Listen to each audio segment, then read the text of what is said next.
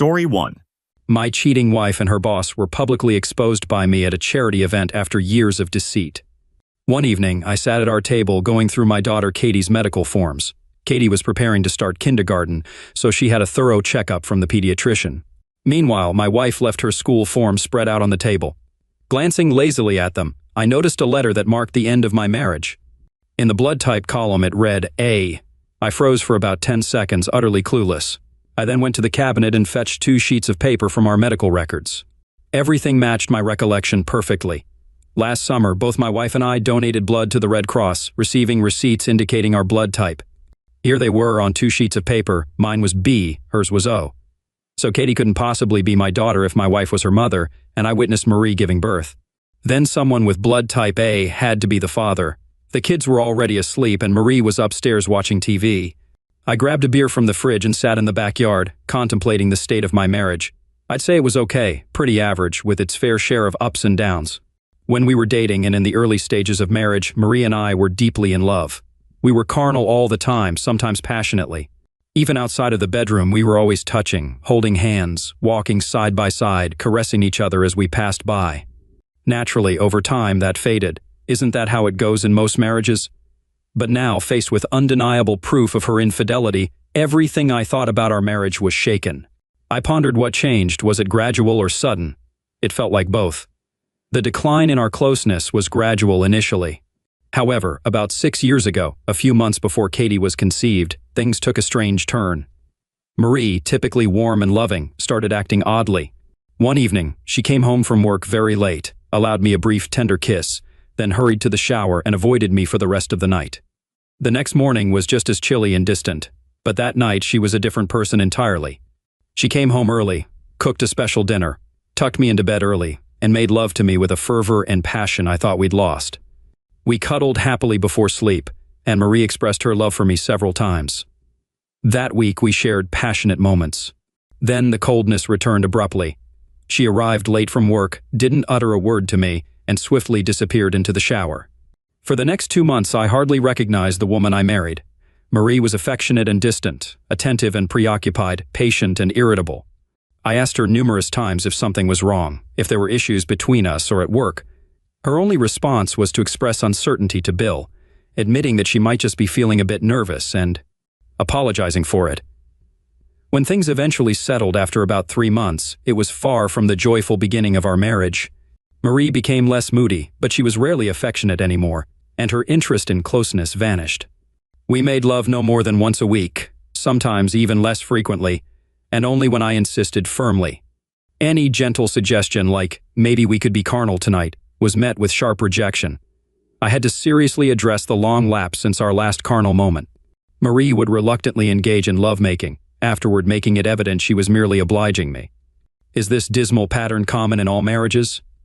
It was the only marriage I carnally knew, so I couldn't say. Naturally, I pondered what was happening, contemplating the possibility of infidelity. However, soon after, Marie became pregnant, and our shared excitement over our future baby and the joy of having our wonderful Katie overshadowed most of my concerns about our relationship. After Katie's birth, we were constantly exhausted, making Marie's disinterest in lovemaking more understandable, though still unsatisfactory to me.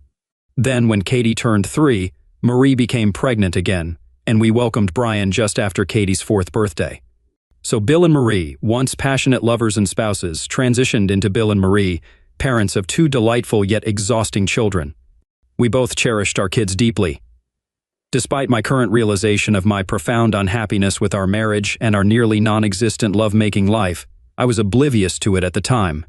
If that was the case, then I concluded that all couples with young children experienced this phase.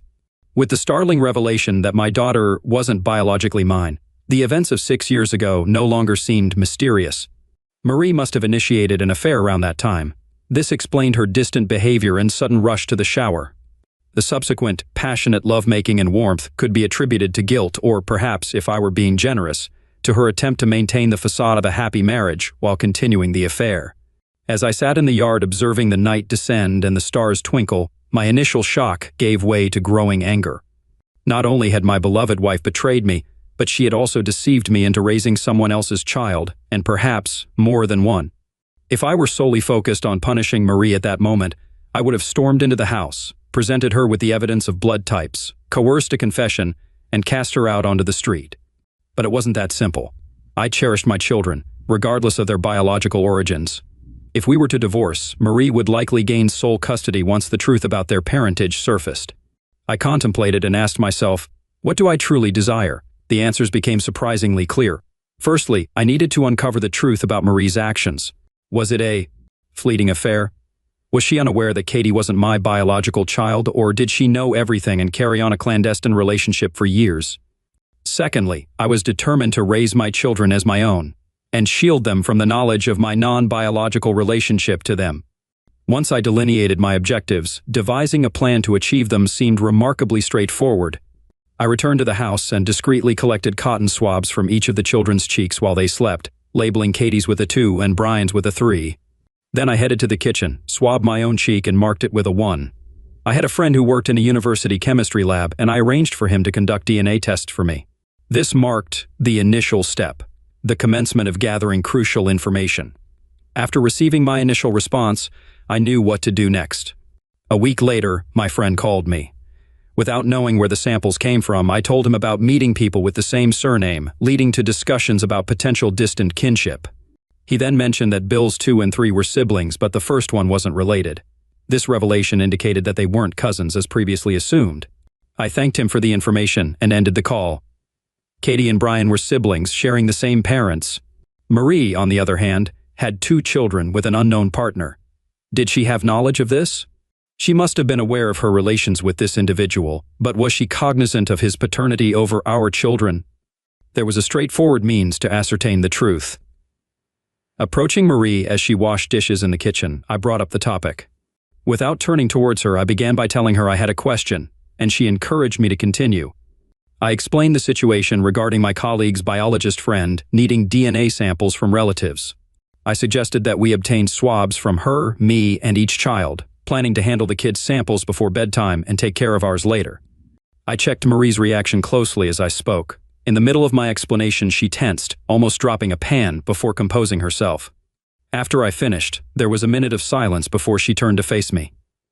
Marie expressed her doubts about the idea, questioning how we could be certain about what the biologist would do with the samples, or if our privacy would be respected. Despite my attempts to argue, she firmly opposed the idea, insisting that she wasn't interested. She asked me to inform my colleague that we declined to participate. I replied softly, saying it was okay either way.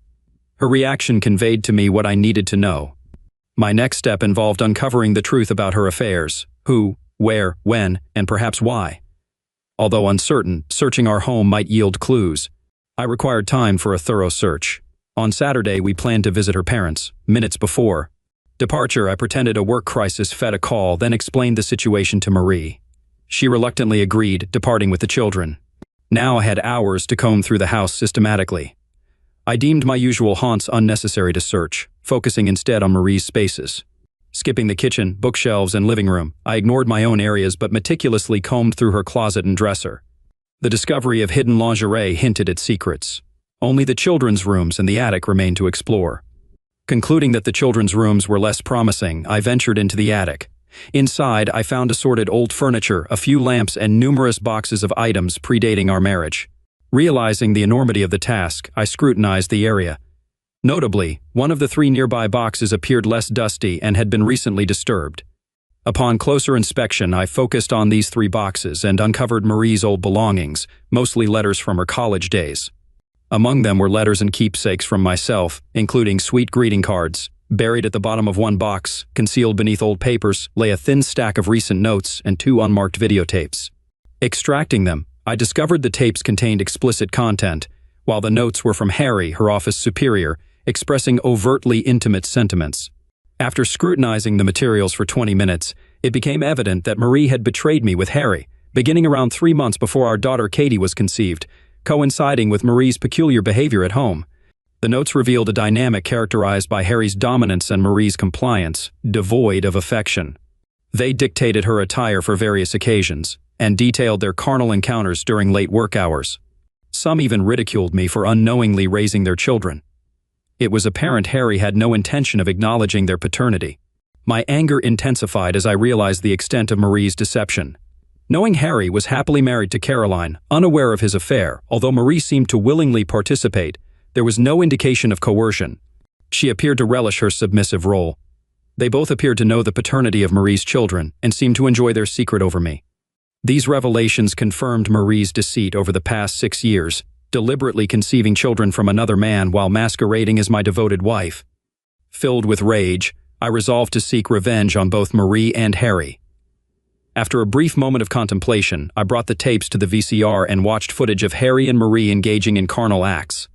The setting of the earlier recording was likely Harry's house, and the more recent one was in our bedroom, raising suspicions about Marie's opportunities during my business trips. Overall, the recordings affirmed Harry's closeness and dominance over Marie, and her eager compliance.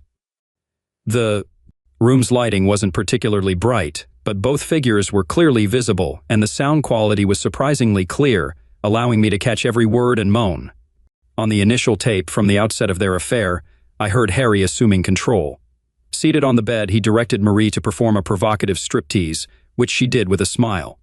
The intimacy was rough, lacking tenderness or affection, and Harry spoke harshly to her. It saddened me to observe that Marie evidently enjoyed the encounter. The second tape featured similar carnal scenes but included some fresh, intriguing dialogue. As they reclined on the bed, Marie queried Harry about his indifference to me raising his children. To which he responded that I was a decent guy who loved children, and he didn't worry beyond that. He mentioned that if it weren't for that, he would advise her to leave me. Marie retorted by questioning what I was good for besides changing diapers. She expressed to Harry that it wasn't fair. Marie defended me, highlighting my kindness and love, comparing them to Harry's treatment. She hinted at being drawn to Harry's roughness because it contrasted with my gentleness. Despite this, they proceeded with their encounter before Harry's departure. Upon completing both viewings, I pondered their arrogance, not only in creating such evidence, but also in foolishly leaving it along with Harry's notes where I could find them. My retaliation would be comprehensive, targeting both of them. I utilized a scanner to digitize each note onto my hard drive. Then, using software borrowed from work for a previous project, I converted each videotape into a digital file on my hard drive for future editing. Once finished, I stashed the records and tapes in the trunk of my car, concealing them under the spare tire. I then meticulously tidied up the attic, ensuring Marie remained oblivious to my presence. Over the following 2 weeks, I methodically executed my plans. It was much easier than I anticipated to feign normalcy with Marie, acting as if nothing unusual had occurred. It struck me that she had deceived me for 6 years, making it easier for me to reciprocate. Despite lacking any desire for her, I continued to act affectionately, even initiating closeness, albeit cautiously, to make it easier for her to refuse. I truly had no desire to touch her ever again. An important event loomed in Marie's life. She had been elected as the new president of the Key Society, a significant charity in our city, and was set to officially assume office at a luncheon where she would deliver a speech outlining the charity's plans for the upcoming year. Marie had served on the Key Society board for 3 years and felt greatly honored to be named president.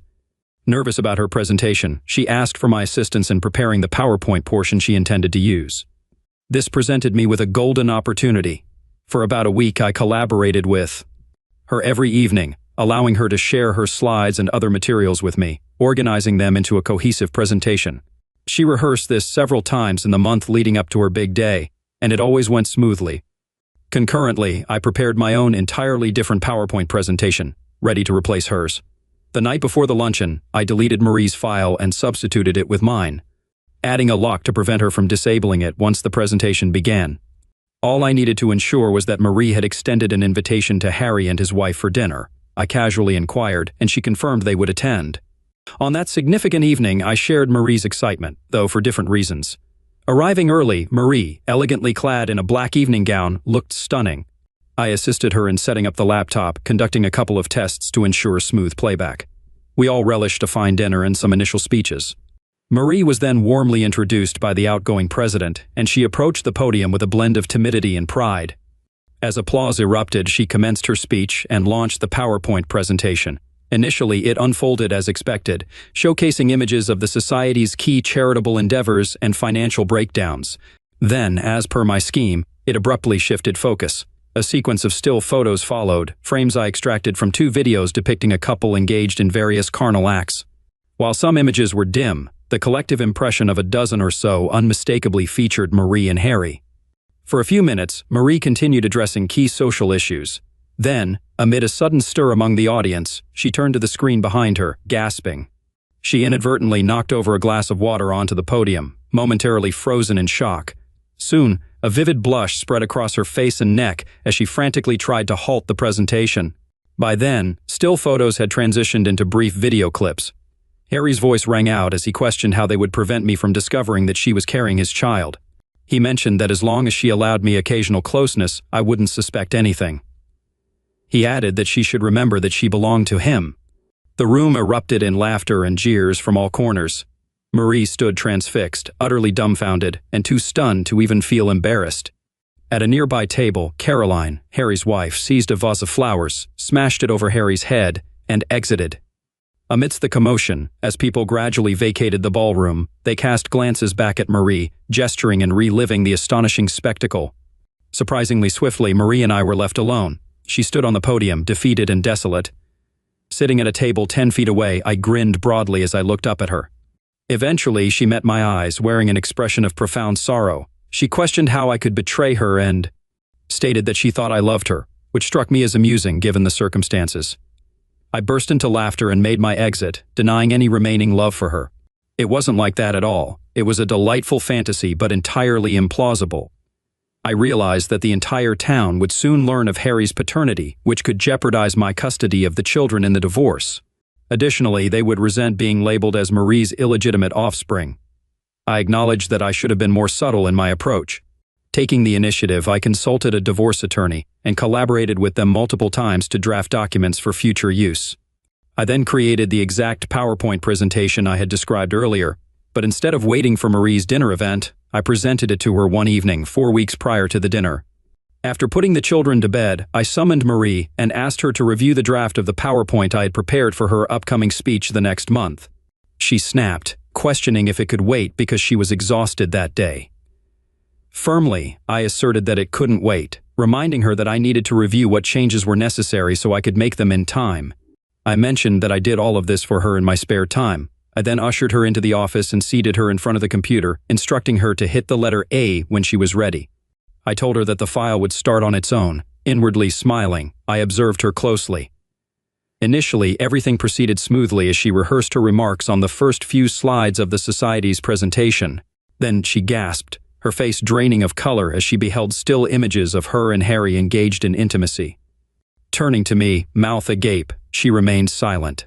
I met her gaze impassively.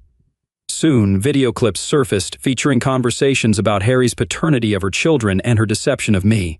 As more scenes unfolded, Marie frantically attempted to halt the file, but I thwarted her effort. Eventually, the screen went dark. This ordeal lasted about 2 minutes. Marie slumped in her chair, head bowed, unable to meet my gaze. After a moment, she finally spoke, lifting her head to look at me. In that instant, she seemed to age 20 years. Bill, Oh, Bill, I'm so sorry, she sobbed. I'm truly sorry. Can you ever forgive me? Forgive you? I retorted coldly. For what? Let's see. For having an affair with Harry Corner, which apparently spanned our entire 6-year marriage? For bearing him 2 children while leading me to believe they were mine? For mocking me and disrespecting me behind my back? For denying me closeness at Harry's behest? Is that what you want forgiveness for? Her sobs intensified. Bill, I don't love him. You're the one I love, the one I've always loved, she cried, her voice trembling. My anger simmered, barely restrained. I said nothing, but internally I thought, no, Marie, that's nonsense. You love our lifestyle. You appreciate how I cater to your needs and care for the children, but you don't love me. No woman who loves her husband would behave so deceitfully. I reclined in my chair, allowing her tears to flow.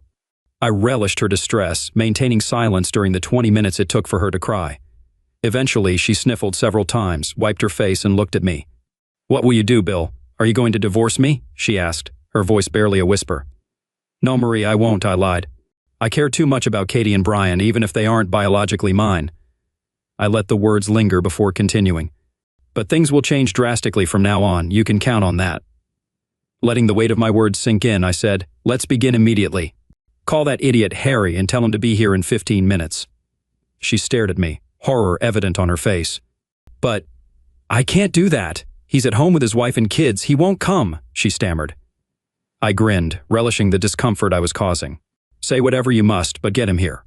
Let him know that if he doesn't show up within 15 minutes, his marriage will be over by tomorrow. She hesitated, perhaps unsettled by the coldness in my demeanor, but without uttering another word, she headed to the kitchen and dialed her lover. When Harry arrived, he wore the insincere smile I anticipated. Marie must have briefed him on the situation, for he appeared anxious and apprehensive. Come into the office and take a seat, Harry.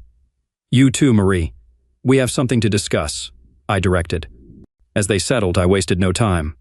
Okay, Harry, here's the deal. You've been enjoying yourself with Marie for quite some time, making me out to be a fool.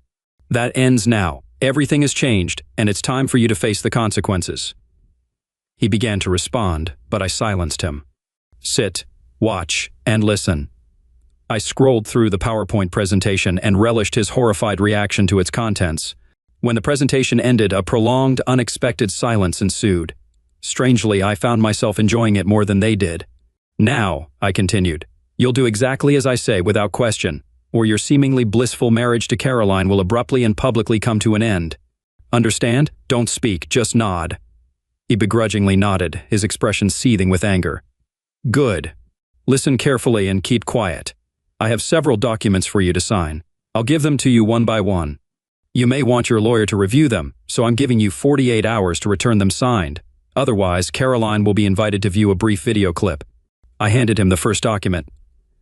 This document acknowledges that you are the biological father of Katie and Brian and commits you to pay child support until they turn 21, along with a lump sum for their college education. The amounts are specified here: $10,000 per child per year, plus $100,000 per child upon their first year of college. The funds will be placed in a trust fund of which I am the sole trustee, with authority to utilize it for the children's needs. Harry erupted from his chair in fury. Listen, Bill, this is utterly ridiculous. I have no intention. I forcefully pushed him back into his seat. Shut the hell up, Harry. You're wealthy and we both know it. This isn't your show anymore. It's mine and you have no choice. Now keep quiet until I give you permission to speak. Across the room, I noticed Marie looking at me with a horrified expression. This was a side of her devoted husband she had never witnessed before. The second document grants me permission to adopt the children. You and Marie will need to sign it.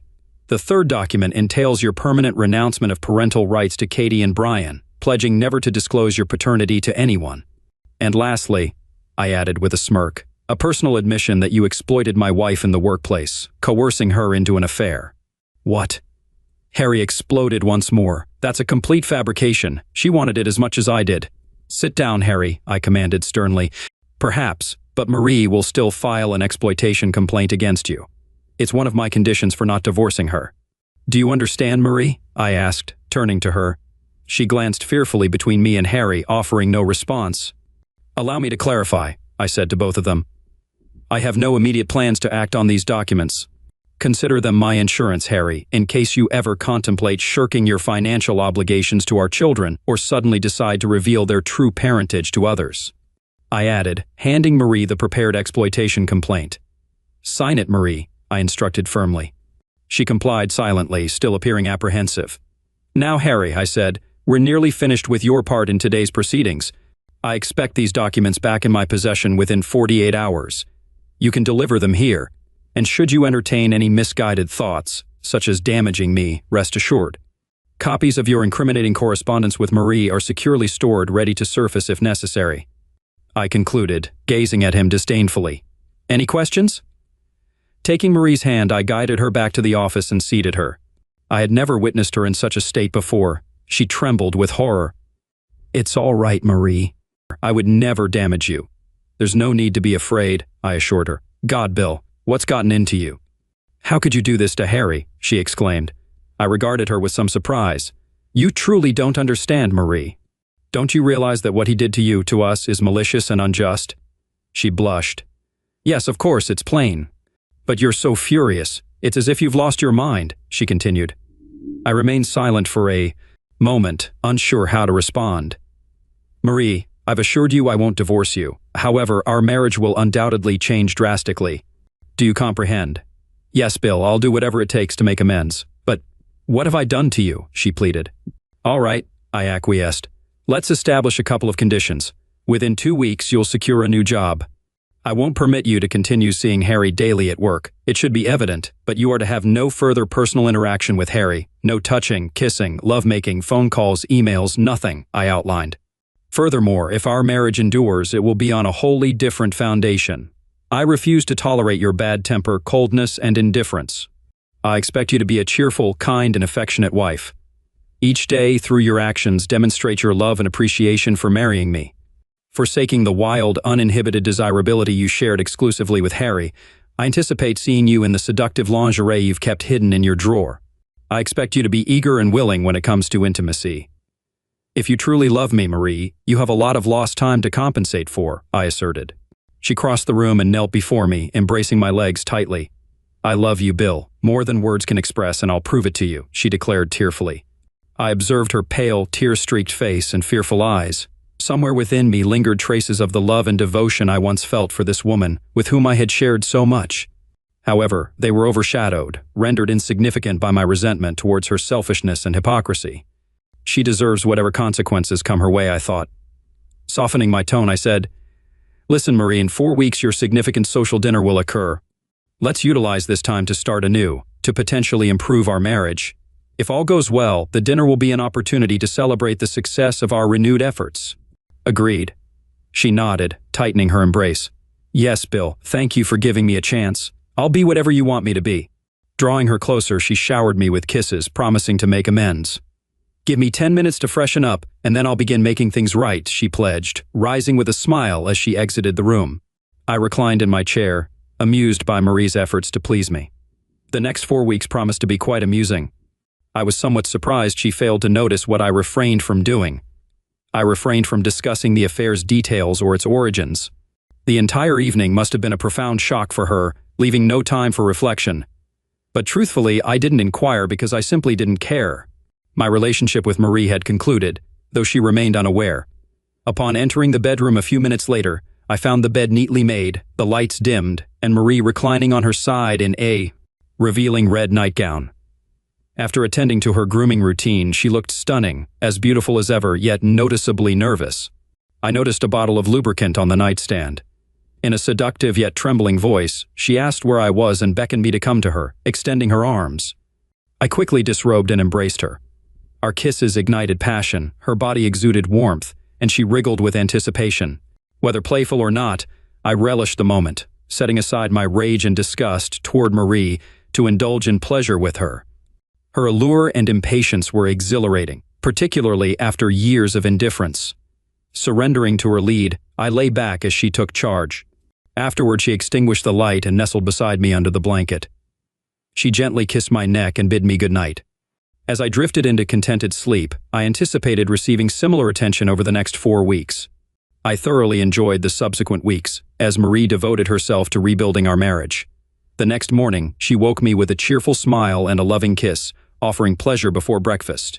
I watched as she went beyond her usual routine to prepare the children for their day. That evening, she prepared an unusual meal from a cookbook, though the kids preferred their usual fare. Marie ensured they bathed and went to bed on time so we could enjoy our evening together. Our nightly closeness was a pleasant change from before. Marie wore another nightgown, and we indulged in leisurely lovemaking. Her enthusiasm, affection, and energy remained consistent. Despite my hidden feelings, I couldn't ignore the semblance of happiness we exuded daily. Marie's loving attention persisted, both in the mornings and behind closed doors. My life seemed like a happy fantasy, albeit with a lack of trust in my wife and simmering rage beneath my facade of contentment. Harry's signed papers arrived promptly, and I quickly obtained Marie's consent for adoption, finalizing the process through a private hearing arranged by my lawyer within 10 days. Then, my attorney handled the divorce proceedings. One morning at work, I had a surprise visit from Denise Reynolds, a colleague I collaborate with occasionally. At 2008, she was 5 years my junior and truly stunning. While I knew she was divorced, and her occasional flirty remarks didn't go unnoticed, I never considered her beyond being one of the women I fantasized about in my dreams. I anticipated Denise's visit to be work-related, but it turned out otherwise. Bill, she said, what's different about you lately? You seem, I don't know, younger or fitter or something. Thanks for the compliment, Denise, I replied with a smile, then thinking why not, I blurted out, actually, something entirely different but not suitable for discussion here. Maybe we can grab lunch together today? Sounds good, she agreed. We headed to the salad bar, then took our lunches to a park table and enjoyed the sunshine. The change you noticed in me is probably due to my failing marriage, I explained. She looked puzzled. And that makes you look better? Please explain. I gave her a condensed version of the story. A couple of weeks ago, I discovered my wife was having an affair with a CO worker. It's been going on for a while. I confronted him to leave her alone, and since then, she's been bending over backward to make it up to me. Here's the secret, Denise. Marie thinks she can win me back, but I've already decided I'll be leaving her in a few weeks. I can't stay with someone who betrayed me. In the meantime, she's treating me like a king, both in and out of the bedroom. That's the change you noticed today, I concluded. She appraised me with a look. I'm impressed you're handling it so well, she said. When I found out my ex was cheating, I nearly fell apart. It took me months to get back on track. I'm sorry, I offered. I didn't know you went through that. But I've taken control of my situation now. It'll unfold the way I want, not someone else's way. That's making me feel a lot better, I said, taking another chance. One nice thing about my situation is that even though I'm not officially single yet, I know I will be soon. So I don't have to hold back from expressing my admiration for the lovely lady sitting with me in the park today, I added, smiling at her. She blushed slightly, glanced away, then back at me. Geez, Bill, you've put me in an awkward spot. I didn't think it was so straightforward, she said. Sorry, Denise, but you're so beautiful and fun. I've been attracted to you since we met. It's just that until now, it was off limits to talk about it. Any chance you'll join me for dinner on Saturday? I know a charming Italian place with a river view. She looked at me seriously. Bill, I like you too, and it's always been easy with you, but can I trust you? Is your marriage truly over, or is this just some ploy to get into my pants? Excuse my skepticism, but I've seen this scenario before. Denise, I've always been honest with you, and as you know, I've never pushed you before. I'm ending things with Marie in about 2 weeks and filing for divorce the same day. There's no going back, but I understand if you want to distance yourself. I'll just be a little disappointed, I said, offering her a soft smile. She smiled in return. No, Bill, now that you've made the offer, I'm ready to accept it before you change your mind. She gazed at me intently, and after a moment's hesitation, I leaned in, and we shared a light, tender kiss. It wasn't fiery or passionate, but it felt like a beautiful promise. As we parted, I couldn't help but smile, feeling like a joyful child. When I informed my wife about my Saturday night date, it brought out a cruel side in me. I bluntly stated that I would be going out with another woman and expected her to stay home with the kids. Marie was taken aback and on the verge of tears. Bill, she protested, but I've been trying so hard. Please, think of something to salvage our marriage. How can you see someone else? It's quite simple, Marie. Not only did you see someone else, but you also engaged in a 6-year-long affair behind my back. While you've been making an effort lately and I'm feeling better, it doesn't mean you automatically deserve my unwavering devotion. It's clear that I'll need to seek enjoyment elsewhere for quite some time before we're on equal footing. Her tears began to flow. Will you sleep with her? No, but I could. And that's what you need to comprehend. If it hurts you to think about, well, that's a taste of how you made me feel. With that, I exited the room, ending the conversation. My initial outings with Denise were delightful yet cautious. We proceeded slowly, perhaps because both of us sensed there was more than just physical attraction between us. We conversed, laughed, commiserated about colleagues, exchanged childhood stories, and simply got to know each other. It felt effortless and natural, at times reminiscent of my early days with Marie. The thought saddened me, but I pushed it aside. Following our third dinner, as I opened Denise's car door outside her apartment, she softly asked if I would like to come in. We both understood the implication, and I felt an instant surge of desire.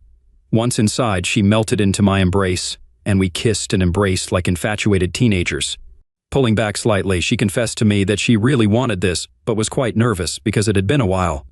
She asked me to be gentle and patient. I assured her with a smile, lifting her gently and asking which way to her bedroom. Later, I reflected that lovemaking with Denise was incredible but noticeably different from recent encounters with Marie. She started out a bit timid, allowing me to explore and caress her body. Yet, she was so stunning that every moment with her was pure pleasure. Our first carnal encounter was tender, affectionate, and far more loving than the passionate encounters I'd had with Marie. It felt like two people caring for each other, bringing each other happiness.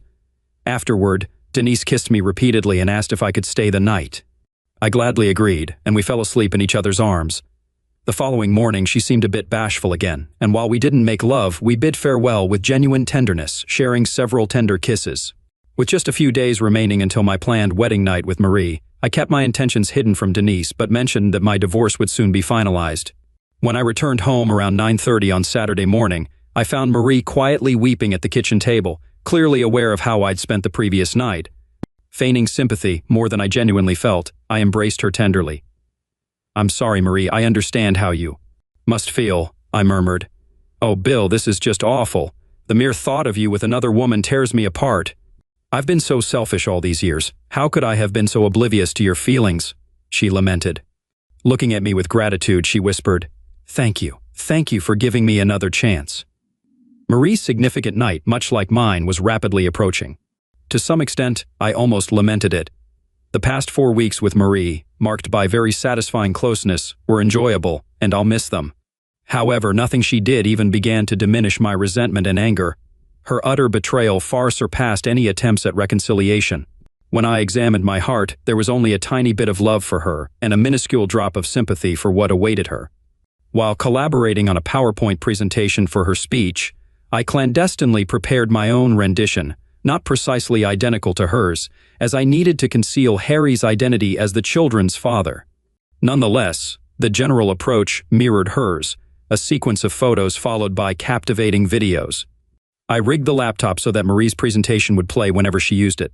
However, by inputting a specific key combination, including a passphrase, I could lock her presentation and substitute it with my unique file. In the days leading up to the event and on the evening itself, Marie anxiously asked if I had deleted the dreadful file she encountered 4 weeks ago. Each time, with a loving smile, I reassured her that it was gone and demonstrated that her presentation was intact on the laptop. The last few days at home were particularly sweet. Marie began to feel more assured that she was winning me over again, and her affectionate gestures seemed less desperate, yet more serene. The pain she endured when I spent the entire night with Denise only elevated her further in our bed. Knowing that this charade was about to end, I savored every moment. When the big night arrived, we were there early. With me donning a rented tuxedo and Marie looking glamorous in a black evening dress with spaghetti straps that accentuated her neck and shoulders.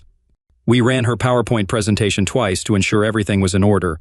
As she leaned over to place her purse under the podium, I swiftly input the key combination, signaling that everything was set. And everything unfolded exactly as I anticipated. We enjoyed a pleasant dinner, engaging in friendly chatter with our companions at the table. Then Marie was warmly introduced by the outgoing president, and she nervously approached the podium amid applause. According to my watch, her joy and anticipation lasted precisely 54 seconds. That's how long it took for the still photos of her infidelity to appear on the screen. Marie didn't freeze or spill her water, but she turned to me with horror and disbelief before frantically attempting to halt the presentation.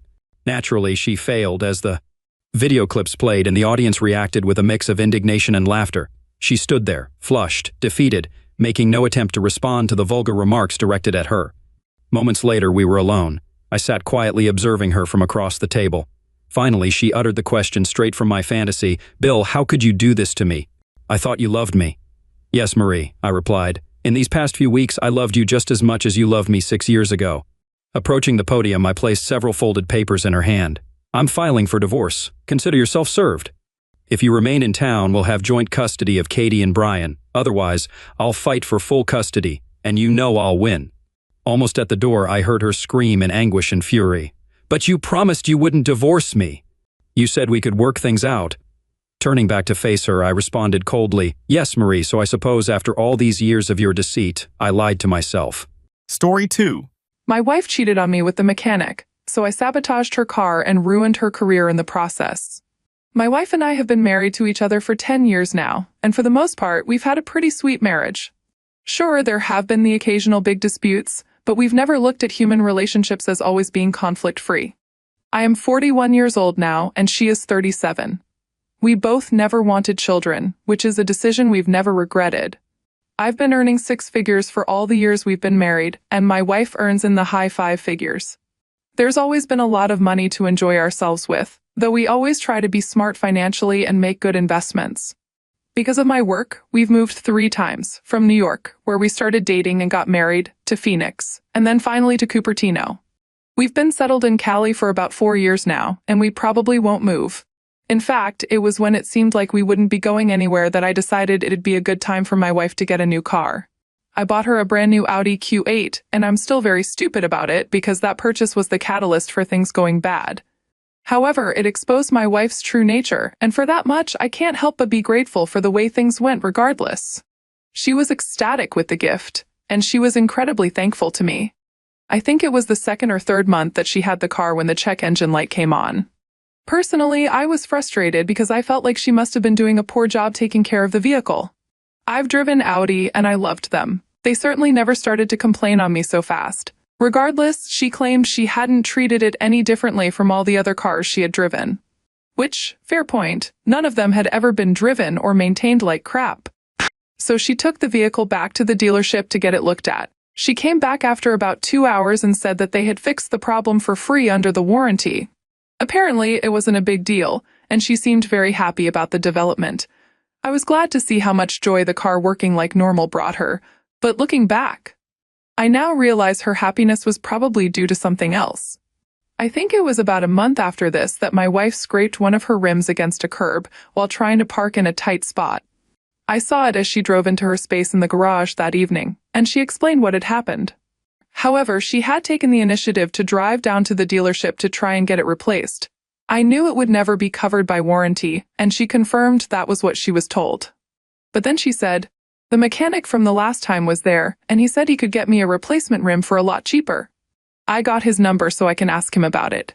To be honest, I thought she could potentially get a bargain, but I warned her to talk to me first before paying the guy, as it could be a scam. The next day, she said she had spoken with the mechanic, and she'd go to his shop to get the rim replaced. I was a bit shocked that she had moved so quickly with the arrangement, especially because I wanted to make sure things were safe. But at the same time, I took it as her enthusiasm around the new car. She didn't want anything to make it look less sexy than it was when it was brand new. I didn't voice any of my concerns because I had already made up an excuse for her. Remember, I had no reason to doubt my lovely wife of 10 years. So off she went to the mechanic's place. She came back about 4 hours later, clearly in a very good mood. The rim had been fixed, she had done some shopping, and everything was supposedly well with the world again. I didn't think too much of the whole thing at this point. Through the next few months, my wife's car ran reliably, and there wasn't much out of the ordinary with it. However, during that time, a point came where my car's brakes were acting up. I was already driving in the city, and the last thing I wanted to do was drive across town to my trusted mechanic and potentially risk brake failure. I remembered that my wife briefly mentioned the area where she had earlier met the Audi mechanic for the rim replacement, and since I was in the general district, I decided to give him a shot on a whim. Of course, I didn't know exactly where his shop was, so I gave my wife a quick call. Hey, I said. "Quick one, my brakes are feeling soft, and it's got me a little worried. I'm a bit too far from my mechanic's place, and I don't want to risk it.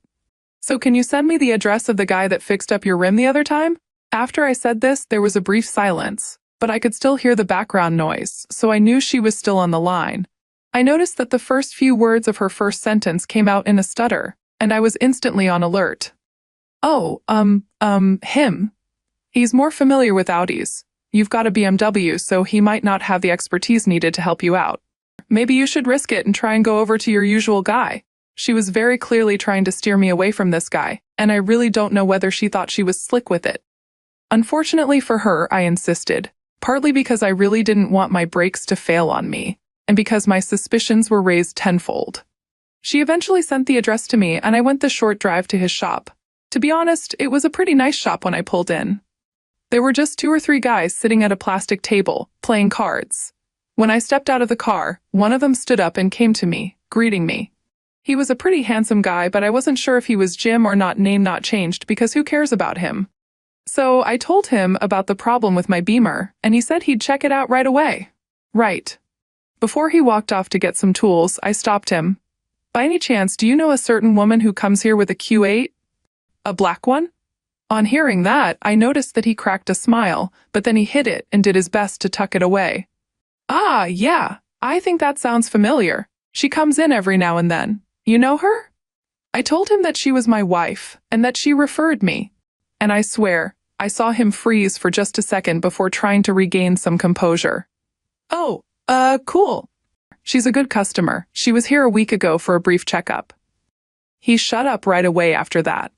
At that moment, I knew something was up because she never told me she had taken the car in.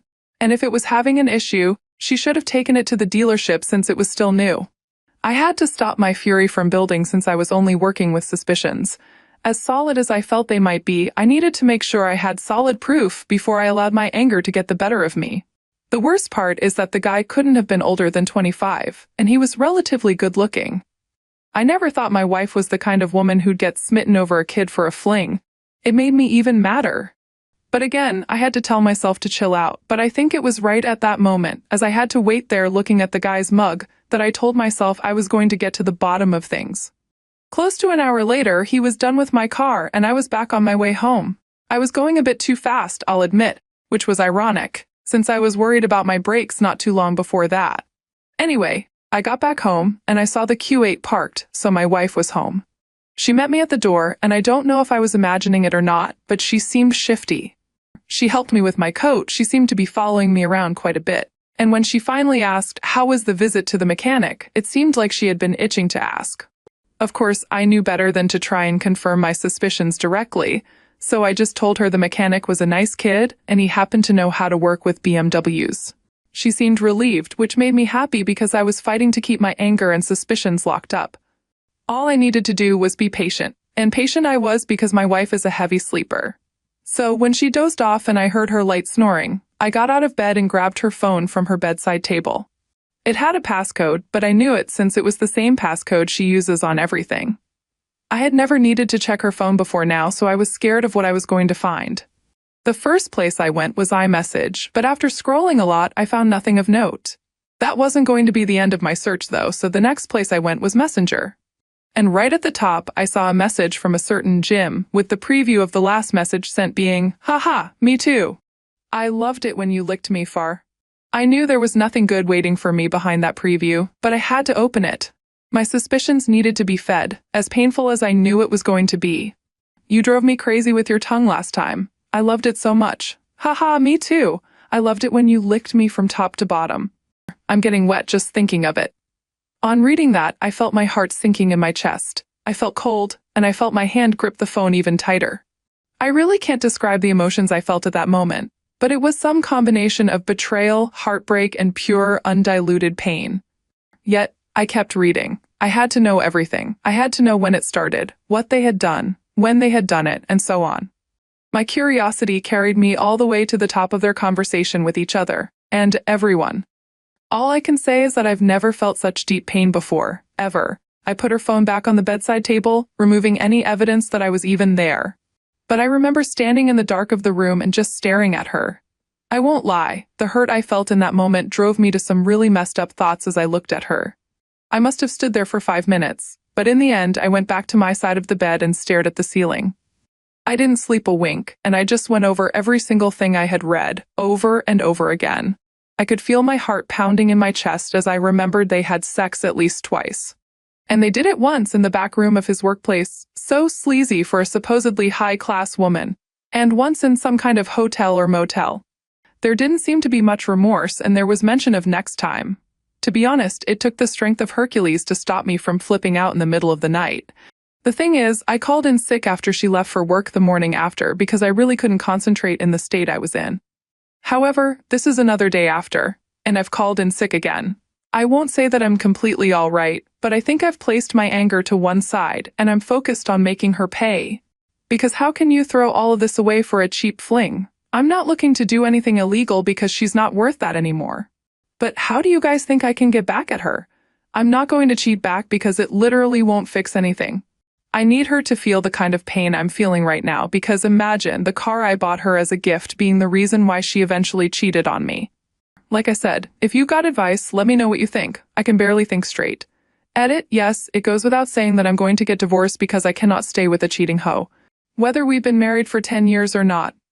The guy looks young enough to be my kid, and something about that is just disgusting to me. Edit 2, no, I will not let it go. If I was going to, I wouldn't be here. No, again, I will.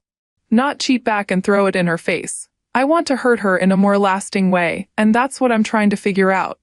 I did see a suggestion about sabotaging her at work, and the truth is that might work out if I can be patient. I don't know if I can, to be honest, but I'll try to wait for the right opportunity. Edit 3. So everyone, I think I've come up with the perfect plan to get back at my wife. I'm sorry for taking so long to update you, but I think my patience will pay off for me and all of you in the end.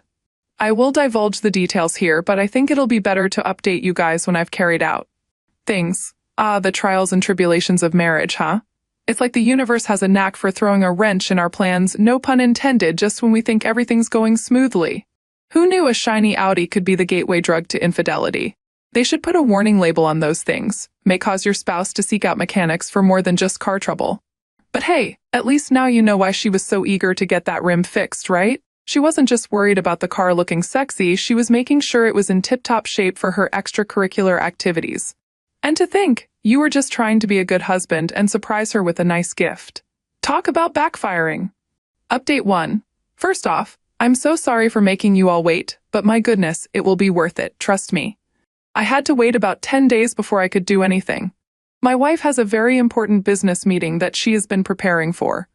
A tech company is about to move offices, and she is the lead on closing a supply deal for her company. In a stroke of genius, if I do say so myself, I figured out the perfect way to get back at her. Poetic justice. But we'll get to that soon. She has spent a lot of time fretting about this big deal she needs to close, and I eventually got involved in helping her prepare for it. I was there, playing the role of the tech company's rep, asking questions, giving her tips, and so on. Tonight is the night before the meeting, and there was a lot of intense preparation. She feels very confident. She thanked me so much, and I was so irritated each time she repeated it, but I had to force a smile through it all. Just so you know, I checked her phone again a few days ago, and yes, they met up another time. I needed that to refuel me because I was already starting to wonder whether I was doing too much. Anyway, I shoot her off to sleep because a good night's rest is essential for big meetings, or exams, kids. Once I heard her soft snoring, I knew it was time for me to move. I went straight to the garage and towards her car, popping open the driver's side door. In case you don't know, the battery for the Q8 is under the driver's floorboard, but I know this and I went straight for it, disconnecting the terminals. Besides that, I put everything right back the way I found it and attempted to start the vehicle. Risky, I know, but our garage is insulated well enough to absorb most of the sound. When it didn't make a sound, I knew I was good to go. I wasn't done yet, though. Oh no. Next up, I went to my own car and deflated one tire by a lot. It was clear to me that once she couldn't get her car started, she'd beg to take mine because of how important her meeting was. I could Uber to work or something after all. Like I said, she sleeps heavily, and I pretty much always wake up before her, so I grabbed her phone from her bedside table and turned off the alarm she has for 6:30. I know that I will probably sleep like a baby tonight, even with my cheating wife beside me. I feel like Dr. Frankenstein waiting to watch his creation come to life. I'm sitting in bed right now, bubbling with excitement, and I decided to let you guys know what I'm planning for. Just wish me luck that everything goes according to plan. Whoa, this is either genius or pure insanity, ope. Who needs a therapist when you have such creative outlets for your anger, am I right? Update 2. Hello, gentlemen. Do I have some amazing news for you? As expected, I woke up before her at 6:45, and I turned her alarm back on. Her meeting was scheduled for 8 a.m., and I eventually woke her up at 7:10 with a fake panic in my voice. Honey, wake up! Wake up! Your alarm didn't go off. She ran straight to the bathroom, and I heard the tap go on right away. Yep. During that time, I was looking for ways I could delay her even further. That's how invested I was in her downfall at this point, because I've never been a bad-looking dude. And I could have slept with countless girls over the years, but I didn't because I thought marriage meant something. Apparently not. It was 7:55 by the time my wife had brushed her teeth, showered, picked out an outfit, done her makeup, and had a quick cup of coffee. No, I didn't start the machine for her like I usually do. I heard her get into her car in the garage and close the door, and I waited to hear if the car would magically turn on. But of course, it didn't. She shouted from the garage after about 2 minutes, and I walked over to where she was. What's up with your car? I put on my best concerned look. Pop the hood, let me take a quick look for you. She did just that, and I looked around, checked the oil, tapped a few things, and asked her to try again. I did this for another 5 minutes. My aimless actions changed nothing, of course. Maybe it's the battery, I said. It's not even attempting to turn on, so probably the battery. But I can't figure out where it is in the engine bay. She was barely listening to me because she was freaking out. I thought I could see her eyes watering. She knew what was on the line, and I felt the greatest sense of schadenfreude any man has ever felt in that moment. It took her a while. It was 8:15 before she said, "Let me take your car." She ran inside to get my key before I could even respond in the affirmative. It would take her about 20 minutes to get to work now since she had missed the work time rush. As she ran out, I had to shout at her, "Wait, I have a flat, hold on." She looked like she was going to rip her hair out. She rushed to my trunk and brought out the portable pump I use, setting it up herself. It took a few minutes before it was fully inflated. She packed up the pump, tossed it in the back seat, and got into the car. I was hoping to drag things out a bit more, but she had taken care of things herself. My job was done, and I watched as she drove off a bit too fast. At that moment, I did hope she wouldn't get into an accident, but that was where my concern ended. I went back inside and logged into my work from my laptop. I knew it was going to be a waiting game at that point, and I had things to do. I decided to make it a remote work day since I could use my wife taking my car as an excuse. My bosses loved me, so that wasn't too much of an ask from them. It felt like forever, though. I kept trying to keep my mind off whether my revenge plot was working the way I wanted it to, but it was hard. It was so hard to concentrate. But I did my best. In that time, I decided to plug her battery back in to cover my tracks. And then, almost 2 hours later, I heard my car pull into the garage. I had to remind myself to put on my game face as she entered. I beamed and said, "I know you just crushed it, you're a superstar." But I could see she had been crying. Don't smile, I had to keep telling myself that. And every time I felt the drop of sympathy trickling in, I reminded myself that she had let this guy climb on top of her more than once. She had no remorse, neither could I. "What's wrong, honey?" As I said that, she burst into tears. She was mostly unintelligible through all the snot and tears, but I got the gist of what she said. My friends, listen up. The best case scenario, it worked. Everything worked the way I wanted it to. She got to work way late, and the lady she was always complaining about at work had to take the mantle. My genius didn't predict this outcome, of course, and was commended for stepping up despite the pressure. Unsurprisingly, the entire presentation was a train wreck, all because my wife let them down on the most important of days. The biggest potential account the company could have had went down the toilet like a turd, and it was all my wife's fault. Yep, she was let go as soon as the tech company's reps stepped out of the building. For someone who had worked for them well, that was harsh, but so was losing the company millions of dollars. She told me through sniffling and wailing that people were whispering and snarling at her as she walked out of the office. The most embarrassing kind of termination, she had let down the entire company, all because of that stupid car. I said, "I'll have to give the mechanic a piece of my mind because it seems he must have done a pretty crappy job the last time you took the car to him. This is all his fault." I noticed that her sniffling quieted down, and I could almost hear her brain processing whether her darling Jim, her sin, was the direct reason why this happened. I kept going, "Man, that mechanic, the entire thing was because of him." This was a little hint for her, but I didn't really care whether she caught it or not. She spent the night drinking, and I told her I had a headache, so I went upstairs to sleep. I wasn't sleeping, though. I was making arrangements with my lawyer to get the papers for divorce ready. I had to put up with her whining for a few days more before I served her. I will never forget her face at that moment, though. At my lowest moment, there were tears streaming down her cheeks. She was hysterical. "Why would you do this to me now? What did I do to you to deserve this?" "I don't know," I said, "but maybe you can ask your sweet Jimmy boy. I'm sure he'll have an answer for you. Tell him to check out your car while he's at it. Can't have you losing your job again now, can we?" I've never seen her look so shocked. She looked like a deer caught in headlights, and she was literally speechless. I couldn't help it, and I actually laughed in her face right there. I was sick and tired of her at this point. "Pack up your things and find somewhere else to go. I'll give you some hours." And from there, I took off. I drove around town trying to make sense of my emotions. I'll admit there was a blend of sadness, joy, relief, and pain, but there was definitely no regret. By the time I got back, it was dark, and she was gone. It's been 2 weeks since then, and she hasn't come back. My emotions were very complex. Otherwise, I would have updated all of you earlier. But things are over. There are no kids to worry about, and I already told her parents everything, so I know they won't come to join her to grovel. I feel good, though, like a cancer has been cut out of my life. It took some healthy flesh with it, but it is honestly for the better. I'm not too old, so I have a lot of life ahead of me. About Jim, I considered finding a way to punish him for his role in all this, but he's pretty much just a kid, and my wife was the cougar in this situation. I think I'll let him off the hook, but I might change my mind. If I do, I'll let you guys know, but for now, that's it. I really appreciate all of your comments and support through this. Just remember, guys, it's never going to be worth staying with a cheating partner. If it wasn't the mastermind behind the most epic revenge plot since Game of Thrones went off the air, bravo, my friend, bravo. You've truly outdone yourself in the art of marital sabotage. From sabotaging the car to orchestrating her downfall at work, you've proven that hell hath no fury like a spouse scorned. As for Jim, the young stud who found himself tangled in your marital drama, perhaps he's dodged a bullet after all. Messing with a scorned spouse is like playing with fire. Eventually, you're going to get burned. So here's to new beginnings, my friend. May your future be free of cheating spouses, sabotaged careers, and meddling mechanics. What would you do? Story 3. The night seemed quiet, or at least that's what I thought.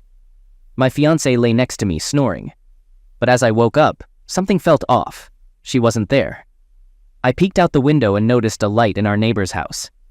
Shockingly, I saw her in the arms of our friend, closely connected. I was furious. Without hesitation, I hurried towards them. Their expressions were priceless as they saw me coming. My fiancée knelt, her face filled with agony, begging for forgiveness. However, forgiving her was the last thing on my mind. We've been together for 5 years. She's 43 and I'm 47. I was eager to marry her and even splurged on a $9,530 engagement ring, planning to propose this Christmas. Unfortunately, my plans took a sudden turn when I caught her cheating on me. Not much of a drinker, I declined my next-door neighbor's invite to a small fire pit party, choosing to go to bed early because of work at 5 a.m. on Monday. That night, I went to bed early, feeling a bit tired. A few hours later, I woke up to find my girlfriend missing. Assuming she was still at the neighbor's party, I walked to the second bedroom upstairs with a window facing the backyard. What I saw there was shocking. From my window, I had a clear view of my neighbor's yard, and only 3 people remained: my neighbor, her brother, and my girlfriend. It was around midnight, and my girlfriend was sitting next to the neighbor's brother. My neighbor started walking towards her house, and my girlfriend pulled her chair closer to the neighbor's brother. I watched in horror as she initiated an intimate session with him. Despite my disbelief, I chose not to confront them immediately. Returning to my bedroom, I grabbed my phone, hoping to capture evidence of their betrayal. However, as soon as I opened the camera app, they stopped kissing, and my neighbor came back outside. I managed to take some pictures, but they weren't clear enough. Once my neighbor went back inside, my girlfriend and the neighbor's brother resumed kissing. I was stunned, realizing I happened to be in the right place at the right time. But how long had this been going on? I couldn't comprehend. I immediately called her cell phone, watching as she checked it and looked towards our house. It was too dark for her to see me in the dim room staring at her. She ignored my call, returning to flirting and touching the other guy. I was so furious I wanted to run downstairs and confront them, but I was frozen in shock and couldn't move. After a few minutes, they put out the fire and my girlfriend said goodbye to the guy before walking back to our house through the fence gate. I heard her open the front door and stumble up the stairs, so I waited for her at the top of the staircase. She was surprised to see me awake, assuming I was asleep. She was obviously tipsy but still in control. I asked where she had been and she claimed she was still at the party. Then I revealed that I had caught her kissing the neighbor's brother, and she tried to deny it. But I told her I had seen it with my own eyes, and even had photographic proof. She started to cry, saying it was just a mistake and that she was drunk. I lacked the energy to argue with her that night, so I simply suggested she sleep in the other bedroom. However, I couldn't help but question how long this had been happening. It felt like I had uncovered a hidden world of hers, and I wasn't sure if there was more to it than just one kiss. That night was sleepless. I lay there staring at the ceiling, struggling to accept that my girlfriend had cheated on me not once, but twice. Initially, she cheated on her ex-husband with one of his friends for 4 years, and now she was pursuing the neighbor's brother. Looking back, I should have seen it coming. A cheater tends to remain a cheater. As the saying goes, a leopard can't change its spots. I was thankful I discovered this before marrying her, and though she apologized profusely the next morning, it was too little, too late. The guy she cheated on me with was 38, and I happened to have his phone number. I messaged him, informing him that I saw him kissing my girlfriend. His response was cold, stating that trust had been broken and we should go our separate ways. It was difficult to argue with that, but I remained furious. I called him names and threatened him considering my background in bodybuilding. I'm confident he's afraid to show his face around here again. What stings even more is that I thought he was a decent guy. However, when she made a move on him, he backed away and let her do as she pleased. I pointed out that she initiated the kiss and it wouldn't have happened if she hadn't come onto him. Regardless, there's no turning back, and I'm ending this relationship. Fortunately, we have no financial ties or children together, allowing me to walk away relatively unscathed. But my heart is broken, and I can't help but wonder if they're still involved. Once I leave her, I'll make sure to inform all her friends and family about her actions, especially mentioning the ring I had bought for her that she'll never get to wear. The thing is, my girlfriend doesn't drink much, only about 3 times a month, and rarely gets drunk. I didn't mention the engagement ring I bought, and I plan to return it now. She expresses remorse and professes her love, but when I reflect on that night, I question how she could love me then. She claims not to remember kissing the other guy, but it still hurts that she made the first move. I don't drink, so I witnessed everything and have blurry evidence on my camera confirming what I saw. She's no longer denying it and admits that it happened. Now, I'm not as hurt as before, but I sense myself becoming more resentful, distant, and somewhat mean. She keeps expressing a desire for us to get back together, but I can't shake the feeling that I failed as a man by allowing the woman I love to cheat on me, not once, but twice. I informed her that I'll leave her if she still wants the other guy, but she insists she doesn't and urges me to stop worrying about it. However, every time he's around, as he's the brother of our neighbor, I can't help but feel paranoid, wondering if she'd rather be with him. She suggested selling the house and moving away from the neighborhood, thinking that I'll always be reminded of that terrible night whenever he shows up. I haven't shared with my friends about being cheated on because admitting it is embarrassing. On another note, I'm a bit scared of what lies ahead. Finding a new place and being alone is intimidating. But I must ask myself, do I want to keep living in resentment, anger, and uncertainty, or face my fear of change, knowing it will pass? Our current house is in her name, and it's only been 2 years since we moved in. However, she can't afford the mortgage without me. She knows it and is scared. As for the guy she cheated with, he won't be moving here. He has his own house now and knows she's a cheater. I have to put on a brave face and pretend everything is normal, but inside, I'm seething with anger. How could she think I'm okay with what happened? When I asked her if roles were reversed, would she leave me? She instantly said, yes. The good news is leaving without financial ties or emotional baggage. She'll be crushed when I leave, but it's her decision. She threw away 5 years for a mere kiss with a younger, attractive guy, and now she faces the consequences. Honestly, I'm 90% sure I'll leave her. It's hard for me to look her in the face, and I don't believe her "I love yous" anymore. She can be the neighborhood floozy for all I care, and that's probably all I'll use her for until I leave. That guy knew we were in a committed relationship. He's no better than my cheating ex-girlfriend. She'll be crushed when I pack my bags and walk out the door. I'll make sure all her friends and our neighbors know exactly what kind of person she is. But sometimes I wonder if my lack of affection and not drinking were partly to blame. Even if that's true, it doesn't excuse her sneaking around behind my back. It was a clear case of seeking attention she thought I wasn't giving her. 2 weeks later, I'm in full-on moving mode, trying to get away from my cheating ex-girlfriend. She's still trying to act like everything is cool between us. But I know better. The sooner I can get out of this house and away from her, the better. I heard that the neighbor was throwing another party, and everyone was there except for the other man who kissed my girl. I haven't seen him since that fateful night, and it's getting harder and harder to hold my tongue and not bring it up to her. It was humiliating, but I already told the neighbors at the party about her infidelity. They now know to keep their eyes on their men around her. She won't stay in this neighborhood after I leave, and the shame of being caught and the fact that she can't afford the mortgage without me will drive her out. It's all her own doing. I just hope that kiss was worth losing me in her new house, because it's going to haunt her for a long time. In a week's time, I plan to pretend everything is fine with my girlfriend, but then I'll disappear without a trace, leaving a massive explanation of how she betrayed me and the fact that I had a ring waiting for her on Christmas. It's a good thing I found out about her cheating before we tied the knot, or things would have been way worse for me. I'm still haunted by the whole ordeal, and it happened 3 weeks ago.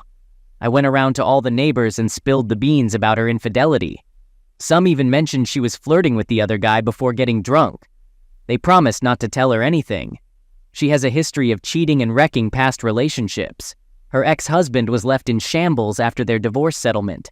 She used that money to make a down payment on our current house. Now, he's a mess and has been single for almost a decade. It's sickening that she stooped so low as to go after his friend. I don't know what I was thinking when I got involved with her. Leaving without saying anything might be the best course of action, but I can't help but feel that telling her about the engagement ring I had planned to give her would be a satisfying twist of the knife. The neighbors threw another party last night, and guess who showed up? The other man. I suggested my girlfriend join his party, but she got defensive, thinking I wanted to push her away. She refused to drink there anymore, but I suspected he texted her. When I asked, she got angry and denied it. The other man had a new girlfriend that night, but it was too dark to see if she was a neighbor or someone new. If he started dating her after making out with my girlfriend, I would have exposed what happened on Labor Day when she wasn't around. I thought about confronting him, but I didn't want to end up in jail for wounding him up. Do I think it was the only time they kissed? I have doubts, but I'm not sure. As for closeness, I'm 95% sure it didn't happen. I know her daily routine well, and there's no way it could have occurred, although I could be wrong. While looking for a new place, I couldn't find anything suitable. It bothers me that none of our neighbors ever told me about her flirting with that guy. It makes me wonder if they're all hiding something. I know it sounds wrong, but I couldn't resist checking her phone. It felt like I was treating her like a teenager. She deleted his number, a red flag to me. She claims she's done partying there, but I bet as soon as I'm out, she'll be right back. It doesn't matter, though. The thought of her being with that guy will always haunt me. Some think she's keeping me around for the house, but I've known her for 5 years, and I believe she truly regrets what she did. That being said, I'm not going to let her off the hook. She's going to feel the pain when I leave, and it won't just be about losing the house. She knows she messed up big time. I've been sleeping in a separate room and keeping my distance since the affair. As I broke the news that she had to sell the house eventually, I saw tears rolling down her cheeks, but it was nothing compared to the pain I had to bear. She finally realized that my heart was closed off to her forever. She even suggested that we sell the house to start anew, but what's the point? Infidelity can happen anywhere, and I don't want to waste my time and energy on something that will never work. I hate going back to our house in the neighborhood. It reminds me of the betrayal that took place. When she asked me why I felt that way, I didn't hold back and told her that it was the place where she cheated on me. People have been asking why she had the other man's number saved in her phone, and the answer is simple. He's just the brother of a neighbor. They needed to communicate for business purposes, but it's still unclear how long they've been talking to each other outside of that. As it turns out, the other man isn't a neighbor. He just crashes parties with his brother and sister-in-law. As for how he got my girlfriend's number, well, she and I run a side business refinishing and painting furniture, and he had asked us to work on a dresser. Of course, we needed his number to let him know when it was finished. I'm not sure how long it took for them to start communicating after he picked up his dresser, but honestly, at this point, I almost don't want to know. Back in my 20s and 30s, I might have sought revenge on her by being with someone else, recording it, and showing her. But I've matured since then and know that responding with wrongdoing doesn't make things right. After spending 5 years with someone, it's going to be challenging to be alone once I move out. It's something I'll have to deal with, I suppose. I'll be relocating a couple of cities away from here. I've already moved some of my stuff into storage, so when I'm ready to leave for good, which will be soon hopefully, I'll be able to do the rest by myself. It's definite that I'm moving out. There's no turning back. I don't have any family left in this state. My parents are gone. This weekend they had another party, and guess who showed up? The other man. I bet they were all whispering and snickering about me behind my back. It was tough, but I managed to resist the urge to storm over there and do something I would later regret. Disrespect is something I can't stand for. Last night I confronted her, demanding to know the real reason why she cheated on me. I didn't buy her drink excuse for a second. Her response was vague. I don't want him, believe me. and gave me no real explanation for her actions. I even suggested that if she thinks he's better looking than me, she can have him. But who knows, maybe I'm overthinking it. Soon enough, I'll be out of here and ready to start a new chapter in my life.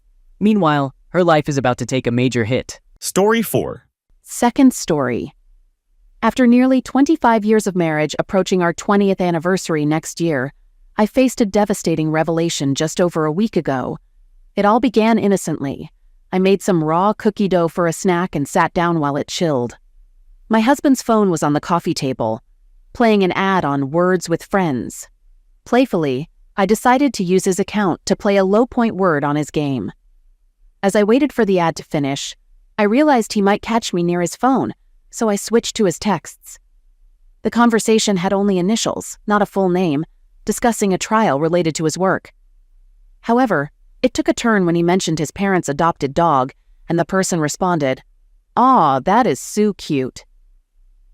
My stomach dropped, and just then, he walked around the corner as my phone rang.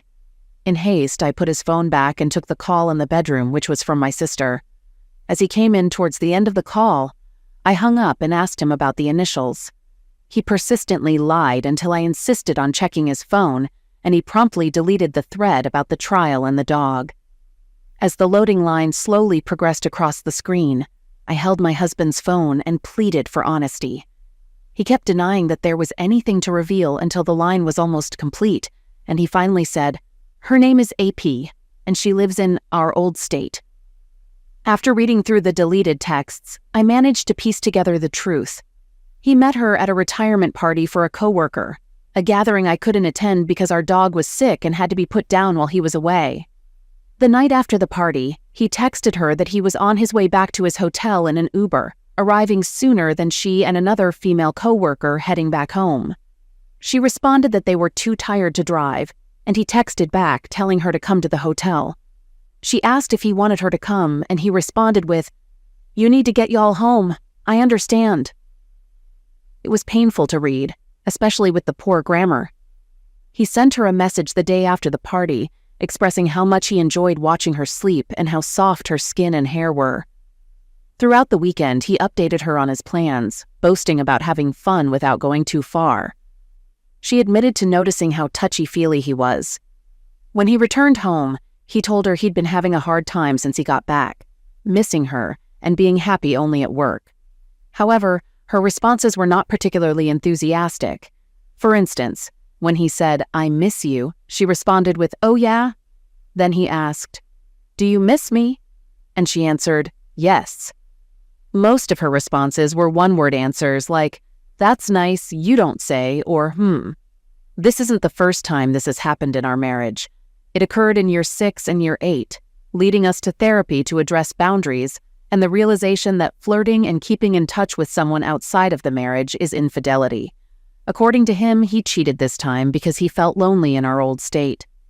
Since I moved to our new state 3 years ago, we spent 2 years flying back and forth, waiting for his job transfer. He claims he started talking to her around February 2020 when she joined their office, but it remained innocent until the weekend of the party in July 2020. Since then, he has been with me here in our new state. I've already initiated divorce proceedings and told him to move out next week. Now he's begging me to take him back, promising individual therapy to overcome his urge to cheat and lie. I reminded him that the first time he cheated was supposed to be the last, and the second time was also supposed to be the last, so why would this time be any different? Update. Today, we officially initiated the divorce process. It's expected to be completed in about a month.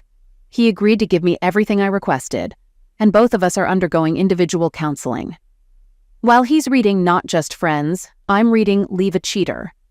He moved into his own apartment, but we've arranged for our dogs to have occasional play dates. He desires reconciliation, but I cannot. The memories of his affair are too painful to overlook. I even had a dream where he acted violently, and I responded by reminding him that such actions were unprecedented. Strangely, his affair partner said the same after spending a night together at a friend's house following a coworker's retirement party. I can't forget the hurtful things he said and did with her. She got the optimistic, flirty guy, Well, I got someone who came home exhausted every day, attributing it to demanding work. Initially, he portrayed himself as a sufferer to gain her sympathy, but now he admits those were lies. My so-called friends have been unhelpful, warning me about the challenging dating scene and predicting loneliness. And my family situation is equally troublesome, with my sister trying to leave her husband for an affair partner who is already married with kids. Meanwhile, my mother sympathizes with my cheating husband, suggesting he needs to make it up to me. It's ironic, given her history of cheating on my father, leading to their divorce years ago. The only person I can confide in is my father, but even then, I'm hesitant to admit how scared and anxious I am about leaving the only romantic relationship I've had since I was 16. I plan to take a trip to see my brother in a sunny state, hoping it'll provide me with some clarity. My father bluntly states that my soon-to-be ex-husband is a grown man who knew right from wrong and chose the latter. Initially, I thought I could stay civil until I got what I wanted, but now I'm unsure. While we technically don't need to be in contact anymore since everything's been sorted out, I'm not quite ready for complete no contact. I don't want to reconcile, but maybe there's a way for a gradual detachment. On March 3rd, 2022, our divorce was finalized, and I was granted everything, including the house, equity, and alimony. As we started settling into our new lives, we agreed to remain friends during the divorce process. We assisted each other by watching each other's dogs during travels or work, and we even spent time at each other's places for a post-mortem on our relationship to heal. My therapist approved, provided we set clear boundaries. She advised waiting at least 6 months before starting to date again, considering my vulnerability. I discussed this with my ex, and we agreed it would be easier to hear about each other's dating lives directly. He claims he has no interest in dating and still wants me back, even after I explore other options. He also promised not to date anyone until after I had started dating, ensuring there's no possibility of reconciliation. It was just another ordinary evening when I had his dog over at my house, and out of nowhere, Facebook suggested that I be friends with his coworker's girlfriend. I wasn't even friends with his coworker, so I assumed he was. And surely he was. My mind started racing, and I became convinced that he was messaging her and flirting, replicating what had caused the end of our 20-year marriage. When he arrived to pick up the dog, I couldn't resist the temptation and asked if I could take a look at his phone. Not my proudest moment. He handed it over, and to my relief, I found no direct messages with her. However, he was texting 2 other women, claiming they were just friends. He questioned why I was so upset, even though we were already divorced, and it was evident we wouldn't reconcile. He wasn't dating anyone either. We had agreed to keep each other informed if we started dating, but that wasn't the case here. I explained my upset, mentioning it was triggering for me. It was painful that he claimed zero interest, no moving on, yet was secretly talking to a woman at work. The issue wasn't him talking to others, it was his deceitful behavior resurfacing. I attempted to maintain a friendship with my ex-husband, but it wasn't straightforward. Facebook suggested being friends with his coworker's girlfriend, making me wonder if he was secretly flirting with her. Requesting to see his phone, I discovered he was texting 2 women, claiming they were just friends. In our discussion, we agreed that keeping secrets wouldn't work if we wanted to sustain a friendship. For a few days, he shared his location and plans, making me feel more secure. However, when I asked if he'd be upset about me visiting a single male friend alone, he admitted he would be. Denying any wrongdoing, he asserted the female coworker was just a supportive friend. Upon asking to see his phone again, I found he had lied. Although turning down her invitation, he planned to visit her office the next day and expressed an interest in seeing her place.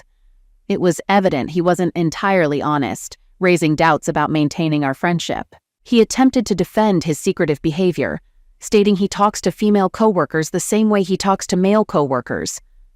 She agreed but reminded him she's not just a friend, she's the person he hurt and traumatized.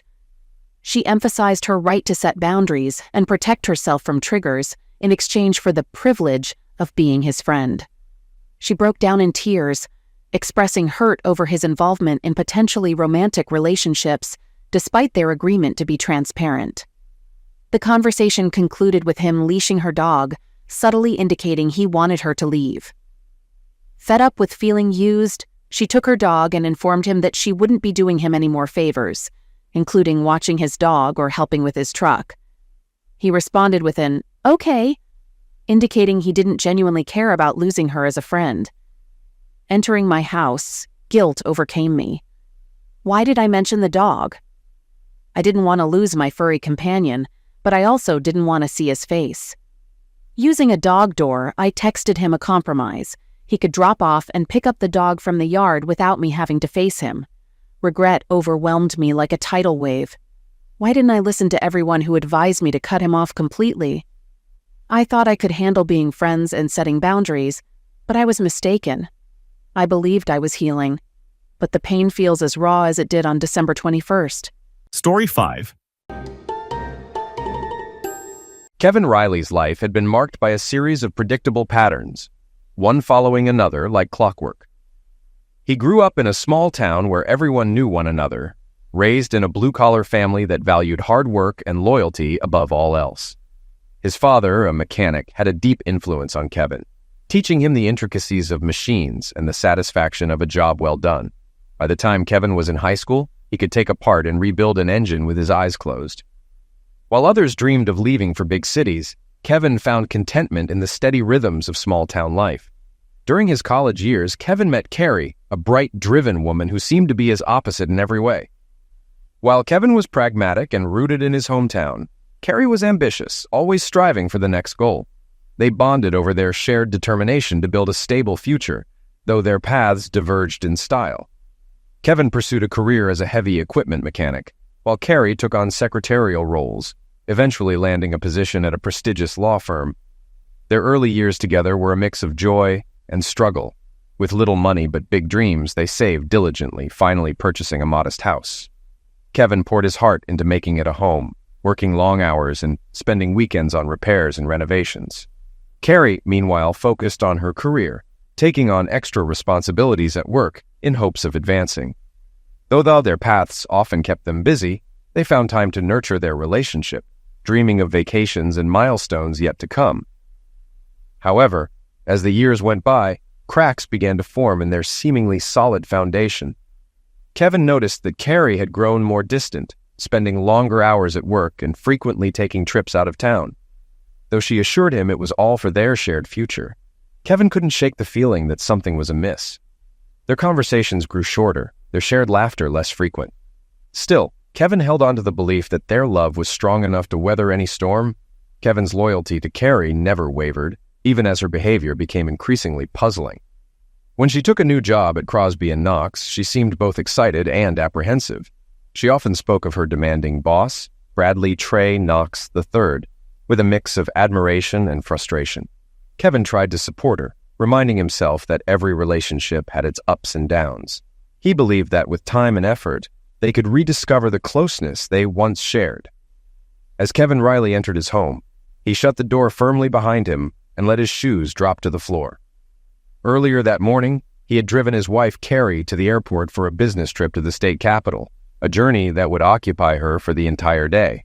Her role as a legal secretary often required her to handle errands for her boss, Bradley Trey Knox III.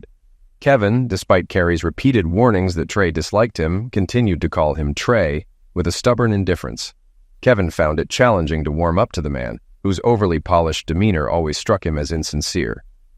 The clock showed 7:30 a.m., still early enough for Kevin to grab another cup of coffee before heading out to run errands.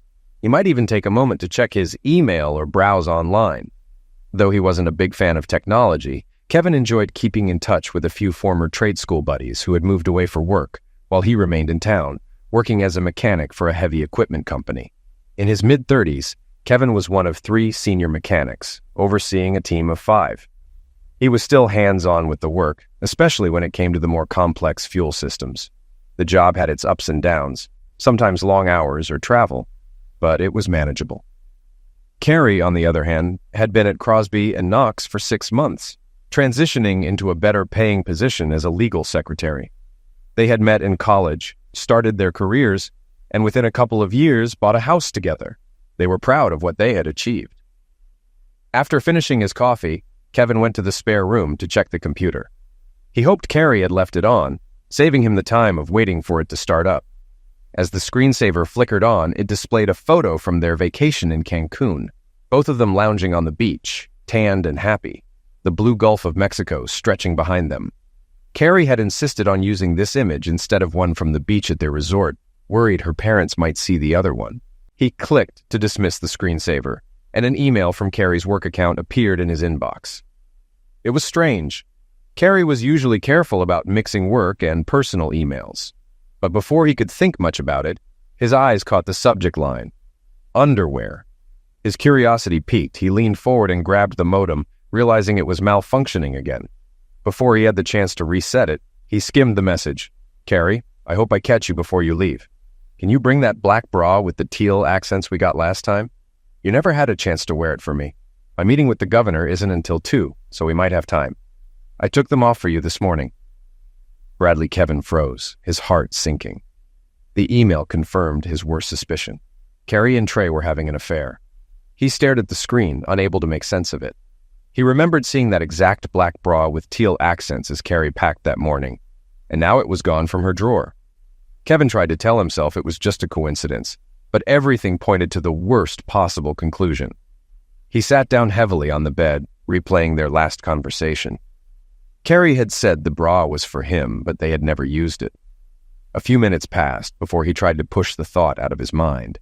Carrie had always been loving and loyal. Surely there was another explanation. He just had to figure out what he had missed. Returning to the computer, he hit the browser's stop button to reset the screen. Hoping Carrie hadn't logged out, he rebooted the modem and waited for it to reconnect. Once it did, he checked her inbox. Most of the messages were legal work, but then he spotted a folder labeled personal. His pulse quickened as he clicked on it, finding several emails, half of which were from Trey. Kevin opened the first one, reading it twice as his face went pale. His hands clenched into fists, and he printed it out before checking the time. He was already running late for work, but there was no way he could focus now. He called in sick, grabbed his phone, and spent the next hour reading and printing out more emails, forwarding them to his own account. By the time he finished, tears were welling up in his eyes. He knew his marriage was over.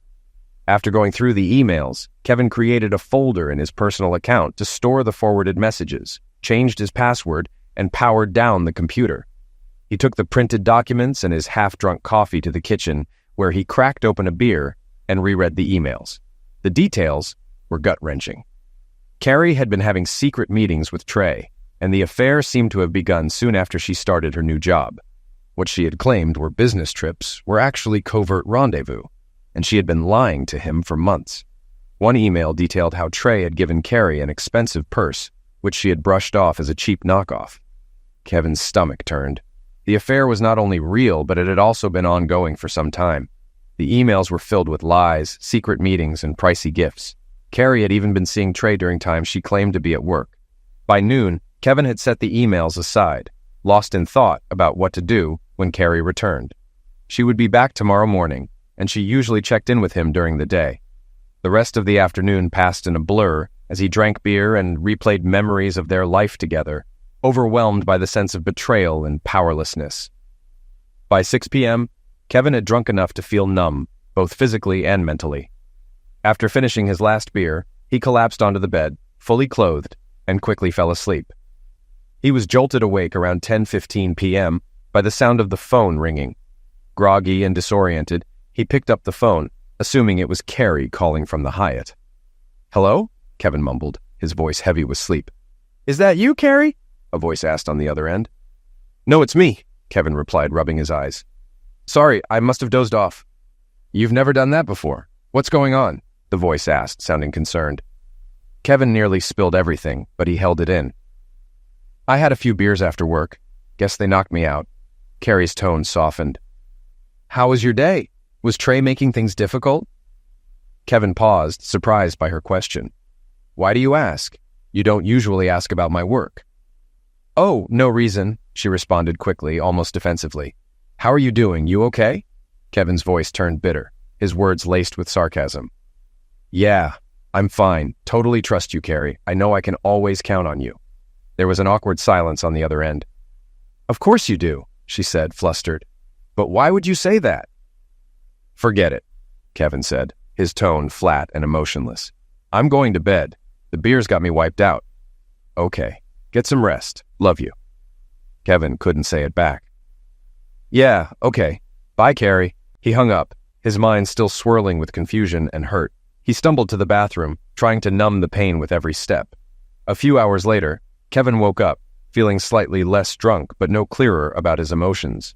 He wasn't ready to face the day, but he wasn't going to just sit there either. He waited by the phone for a while, then dialed the Hyatt's room, 612. It rang and rang and rang. No answer. After about a dozen rings, he hung up. His frustration bubbled up, but he didn't care enough to let it bother him anymore. The game they were playing brought a wave of anger, but more than that, it brought tears. He rolled over and tried to sleep again, his mind too clouded to think straight. The next day, Kevin felt no guilt over the drinking. After a quick shower, he went through the motions at work, though his thoughts kept circling back to Carrie. By the end of the day, his mind was too consumed with questions about her betrayal to focus. On his way home, he picked up some fast food, but barely touched it, drinking 2 more beers instead. He told himself he wasn't going to buy another 6-pack, though the temptation was strong. At 8 p.m., he tried calling the Hyatt again. No answer, even after 10 rings. He called again every half hour, and by 9:45, when Carrie finally picked up, it took only 2 rings. Hey, Kevin, just in time, she said, sounding overly casual. I was about to go to bed, but stayed up to wait for your call.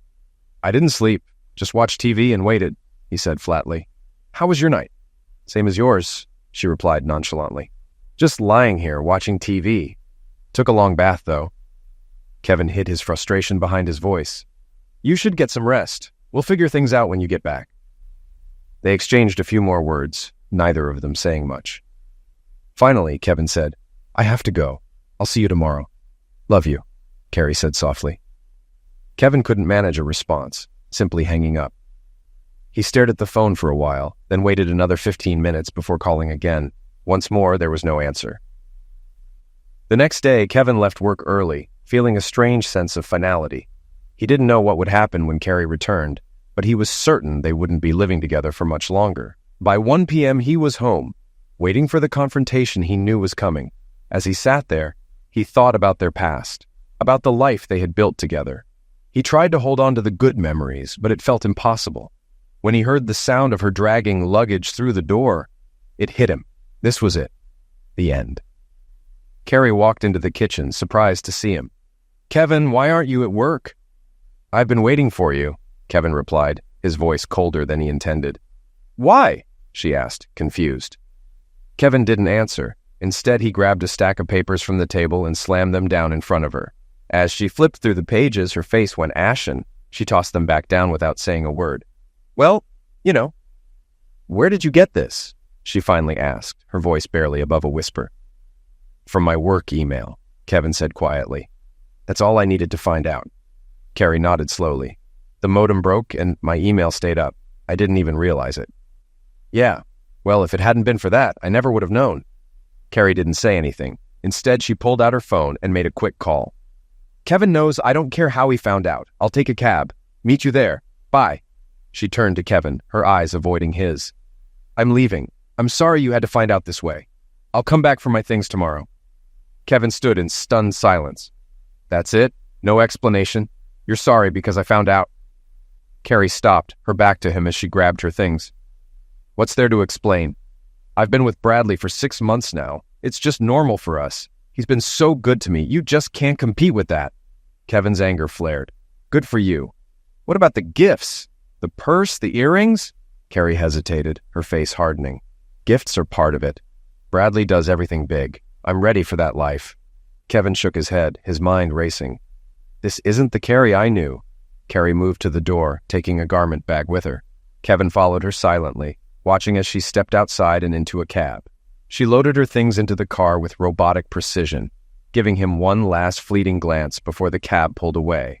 Kevin stood in the doorway, his heart pounding, trying to comprehend everything that had just happened.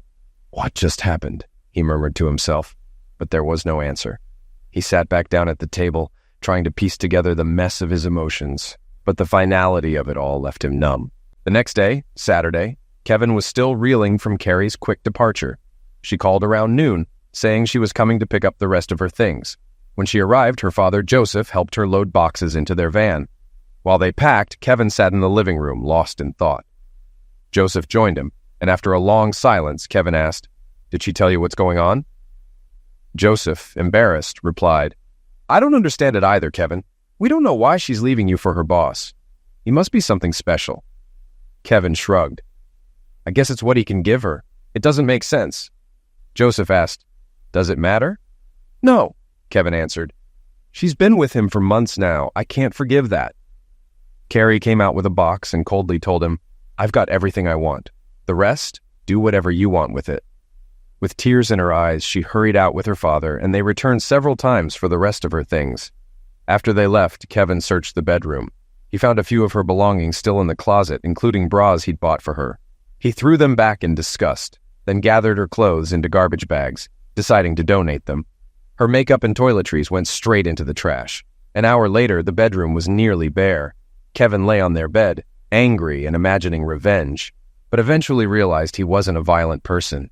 He focused on forgetting her. The weekend passed in a blur. Kevin drank more to numb his pain, asking himself, why did she do this? But trying to stop the thoughts. By Monday, he felt slightly better, even though he couldn't explain it. At work, Kevin was detached, but on Tuesday, he called the Crosby & Knox office for Carrie's forwarding address. The receptionist returned with an email from Carrie, showing the address of Trey's apartment. Wednesday, Kevin was called into his office about a mortgage payment. After a heated conversation, he discovered nearly $20,000 had been drained from his and Carrie's accounts. Furious, he went straight to the law firm to demand his half of the money. He barged into the office shouting, "What the hell are you doing embezzling from our accounts? I want my money back now." Bradley Knox appeared and quickly shut his office door, locking it. Kevin turned back to Carrie, who was trying to leave. "Where's my money?" he demanded. "What is this about?" Carrie finally spoke, her voice shaky. "Take the house, the car, the furniture. Here's everything," she said, handing him an envelope. As Kevin opened it, 2 security guards approached, warning him to leave. He shot back, "You've turned into a money-hungry witch. I don't recognize you anymore." Before leaving, he yelled at the locked office door, "Stay in your office, Trey, you coward." He noticed some of Carrie's co-workers laughing at the lawyer's reaction. After opening the envelope, Kevin quickly realized Carrie had shared all their financial details with Trey. The spreadsheet showed that if she took the cash, he would keep the house, car, and furniture. Everything else would be split evenly, except for their debts. While it seemed fair on paper, Kevin knew the house value was inflated and fees were ignored. He was certain he'd never see his share of the $20,000. He shoved the papers back in the envelope and went to his bank, securing a line of credit to cover the mortgage and other bills until his next paycheck. The next 2 weeks were a blur. The day after visiting the law firm, Kevin received a letter warning him to stay away from Carrie and Trey or face maltreatment charges. He was enraged, but knew reacting angrily would only hurt him more. A week later, Carrie filed for divorce using the terms from the spreadsheet. Kevin was told by a lawyer that the settlement wasn't fair, but fighting it would cost more than it was worth. Life slowly became more manageable. 3 weeks after Carrie left, Kevin realized he still had work to do. Every time he entered the bedroom, memories of her lingered, sitting at the makeup table, reading in bed. He started by moving the table to the basement and rearranging the bedroom. In the bathroom, he took down her jewelry and gave the space a fresh look. When he was done, he felt like the house was finally his. But there were still reminders of Carrie around, pictures of her and them together. One evening, he decided to remove them all. He put the pictures in a box, then went through their photo albums. The first album, filled with pictures of them, went into the box after removing a few shots of friends he still cared about. The second album, their wedding album, only had photos of him with his deceased parents, which he kept. The third album, mostly childhood photos, had a few of Carrie, which he added to the box as well. The last album, full of his younger years, had a photo of him with his high school friend Carol Reese. He briefly wondered what she was up to now, but set the thought aside. The photo albums were put back on the shelf, and the box of saved pictures sat on top to be dealt with later. Though he had removed the obvious reminders of Carrie, thoughts of her still lingered, especially at night. One night, he looked up Reese in the phone book, but found no listings for Carol or her mother. Satisfied, he decided to stop thinking about her. 6 weeks after Carrie left, Kevin was jolted by a knock on the door. It was Carrie's brother, Robert. "Didn't expect to see you," Kevin said, letting him in. I tried calling, but your number's out of service, Robert replied. I switched to just a cell phone, Kevin explained, offering him a beer. As they sat down, Robert said, I came by because of Carrie. After she left, I wondered if you'd be around. Kevin glanced at him. Carrie stopped by to visit Susan the other day. I told her what I thought about her affair. She went to the kitchen to talk to Susan. I couldn't stay. I was too angry. I know, Kevin, but my sister's my family, Robert said. Right now, I don't need her. Kevin nodded. Family first. Robert continued. I overheard their conversation in the kitchen. Carrie was talking to Susan about leaving you for her boss. She said the gifts and lifestyle with Bradley were nice, but you outclass him by a mile in the bedroom. She said she would have broken up with him soon, maybe next week, if you hadn't caught her. Kevin shook his head. Doesn't matter now. Robert paused. She regrets it, but she's still pushing ahead with the divorce. Of course, Kevin muttered. I got the new papers today. Looks like Trey has a judge in his pocket. Robert added, I overheard them talking about you being a starter husband. Sounds like they've discussed it before. Carrie thought Trey would be a step up for her. Kevin exhaled sharply. So I'm her starter husband. Great. Robert shifted uncomfortably. I'm mad at Susan too. Sounds like she may have thought the same thing. I'll talk to her about it when I can keep my temper in check. After another half hour of conversation, Robert left, leaving Kevin to reflect on the starter husband comment. He finally fell asleep hours later, still mulling over the conversation. The next day, after work, Kevin stopped at a large grocery store on his way home, deciding it was time to eat healthier instead of relying on fast food. As he placed his items on the checkout counter, the cashier greeted him. Aren't you Kevin Riley? Kevin looked up and recognized her as an old classmate. Hi, Wendy. Didn't know you worked here. It's been a while. They chatted while she rang up his groceries. After paying, Kevin asked, You were close with Carol Reese. Have you heard from her or her mom? Wendy thought for a moment. I heard Carol got married years ago. Her mom still lives in the same house, though she remarried a few years ago. Do you know her new last name? Kevin asked. Wendy hesitated, then replied, It's Smith. Maybe Smitherman or Smithsonian. They made plans to catch up over coffee and said their goodbyes. Kevin left the store in a better mood, grateful for the brief distraction from his soon-to-be ex-wife. At home, Kevin cooked a healthy dinner and went for a jog, his first in weeks. He decided this would be his new routine: eat right, exercise, and take care of himself. Afterward, he looked up Carol's mother's number in the phone book and found it under Smithers. He dialed the number, and Marianne Smithers answered. Kevin got straight to the point. I was hoping to get Carol's address. I thought I'd write to her. I was just about to see her, Marianne replied. Her name's Carol Jansen now. You can call her. Don't need to write.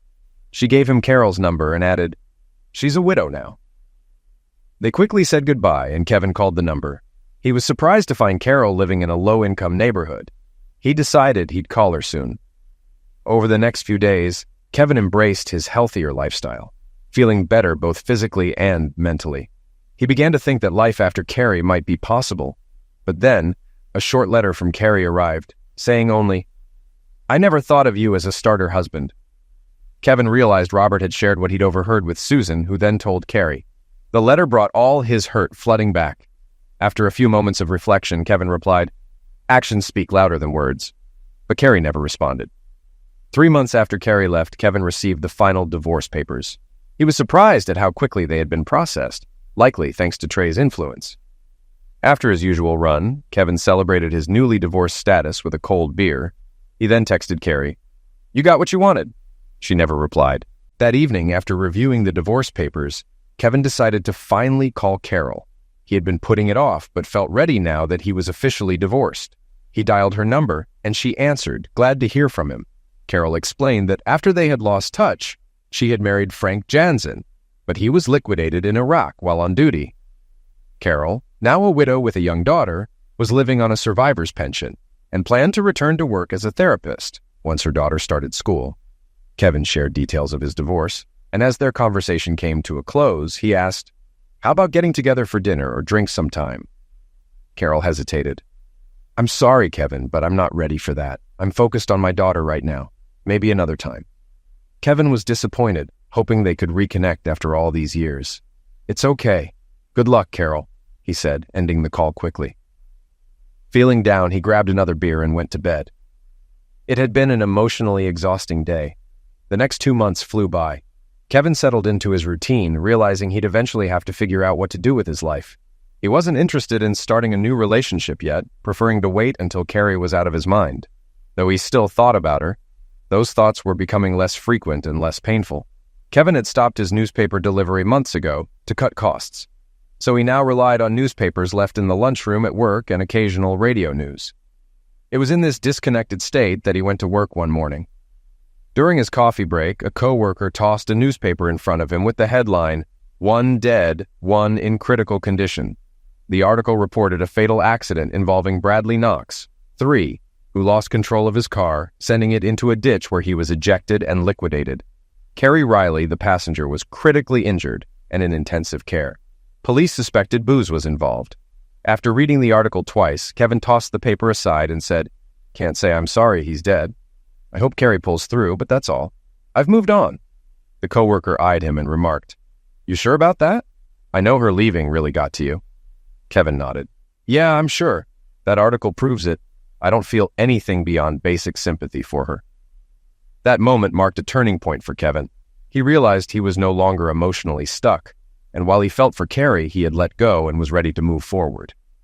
In the days that followed, local news confirmed that Bradley had been drunk when he crashed. Carrie remained unconscious and in critical condition. Kevin's response? He invited a secretary to dinner, enjoying the evening without dwelling on the past. It felt good to connect with someone again, and it marked his full recovery from the rut he'd been in. About 2 weeks later, Kevin was surprised by a late-night visit from Robert Kane. They sat down in the kitchen with beers in hand. "What's up, Robert?" "Been a while," Kevin said. "I was in the neighborhood and heard about Carrie's accident. How's she doing?" Robert asked. Kevin was shocked to learn Carrie's condition was worse than the news had reported. She had suffered a serious head injury and was in a medication-induced coma.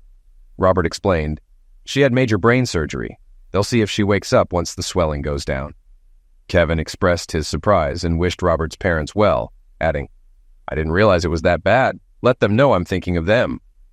Robert replied, "Actually, they were wondering why you didn't visit her in the hospital. I told them you moved on." Kevin smiled. "Yeah, I'm over it. I've even started dating again. It feels good. A year ago I'd have been a wreck, but now I've moved on."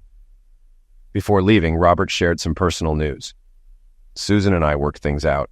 I guess the grass isn't always greener. Carrie's accident made her realize she wanted to be with me." Kevin was relieved for Robert. "Glad to hear it. And yeah, it's good that Susan saw things clearly. Could have been worse. We could have had kids." After Robert left, Kevin continued to date casually. He went out once a week, sometimes with Jean, a co-worker, and spent a couple of nights at her place. Their connection was light, but it helped Kevin regain his confidence. One Thursday evening, after his usual run, Kevin was surprised by a knock at the door. It was his former father-in-law, Joseph. "Come in, Joseph. What's going on?" Kevin asked. Joseph, looking rushed, replied, "I'm heading to the hospital. Carrie just arrived there this week, and we were hoping you could meet us tomorrow at 2 o'clock. Kevin was puzzled. "Why me? It's been a long time since our marriage ended." Joseph sighed in relief. "We just want you to come. We'll talk when you're there. I have to go now. See you tomorrow." The next day, Kevin rearranged his schedule and headed to the hospital, eager to see Carrie but unsure why Joseph wanted him there. He arrived early and decided to go up to her room, hoping to get things over with quickly. By the time Kevin stepped off the elevator on Carrie's floor, it was already 2:30. He had the room number and saw it was directly across from the nurse's station. As he approached her room, he felt an unexpected wave of nervousness. He hadn't seen Carrie since their tense encounter at her office, and they hadn't even emailed in months. He took a deep breath and entered her room, stopping short when he saw her. Carrie was asleep, her shoulder-length blonde hair now cut short, likely due to surgery. A visible scar on the right side of her head was still healing. An IV was in her right arm, and monitoring equipment displayed her vital signs. Kevin was relieved to see she looked as beautiful as ever, with no visible damage from the accident except for the scar. For a moment, he considered holding her hand, but quickly remembered the letters he had found long ago, which made his jaw tighten. He decided to wait for her parents. After a couple of minutes, Carrie's eyes slowly opened, and she smiled brightly when she saw him. "Kevin, you're here! Where have you been? I've missed you so much!" Kevin was stunned by her reaction. "I've been home and at work." he replied. Carrie looked confused. Why weren't you here when I woke up? Why weren't you with me? Kevin's confusion deepened, and his frustration flared. Why should I be here? We're divorced. You left me for someone else. I'm only here because your parents asked me to come. Carrie's response shocked him. She immediately became agitated, trying to free herself from the equipment. In her panic, she pulled out her IV, triggering alarms from the machines. 2 nurses rushed in, one demanding, "What did you do to her?" "I didn't do anything," Kevin said, backing away. The second nurse went to fetch restraints and a doctor's approval to sedate Carrie. Kevin, feeling completely out of place, left the room and headed for the elevator, muttering, "I think she's crazy." Just as he reached the elevator, Carrie's parents arrived. Before they could speak, screams echoed from Carrie's room. A nurse rushed in with a syringe, and Carrie's mother, horrified, asked Kevin, "What did you say to her?" "I just talked to her," Kevin replied. "Good God, no!" her mother cried, rushing past him. Feeling bewildered, Kevin pressed the elevator button. As the doors closed, he saw Carrie's father leaving the room, looking for him. Kevin gave a quick wave before the doors shut. He was ready to start his weekend early. On the drive home, he tried to make sense of what had just happened, but decided to forget it. Carrie's reaction made it clear she had psychological issues from the accident, and he wasn't interested in dealing with them. Let her parents and the doctors handle it, he thought. Later, he decided to call Carol Jansen one last time, hoping she might reconsider dinner. If not, he would call Jean from the office for some company. He nearly hung up when Carol answered. "Hi, Carol, it's Kevin Riley." "Kevin, I'm so glad you called. I tried to reach you, but your number didn't work," she said.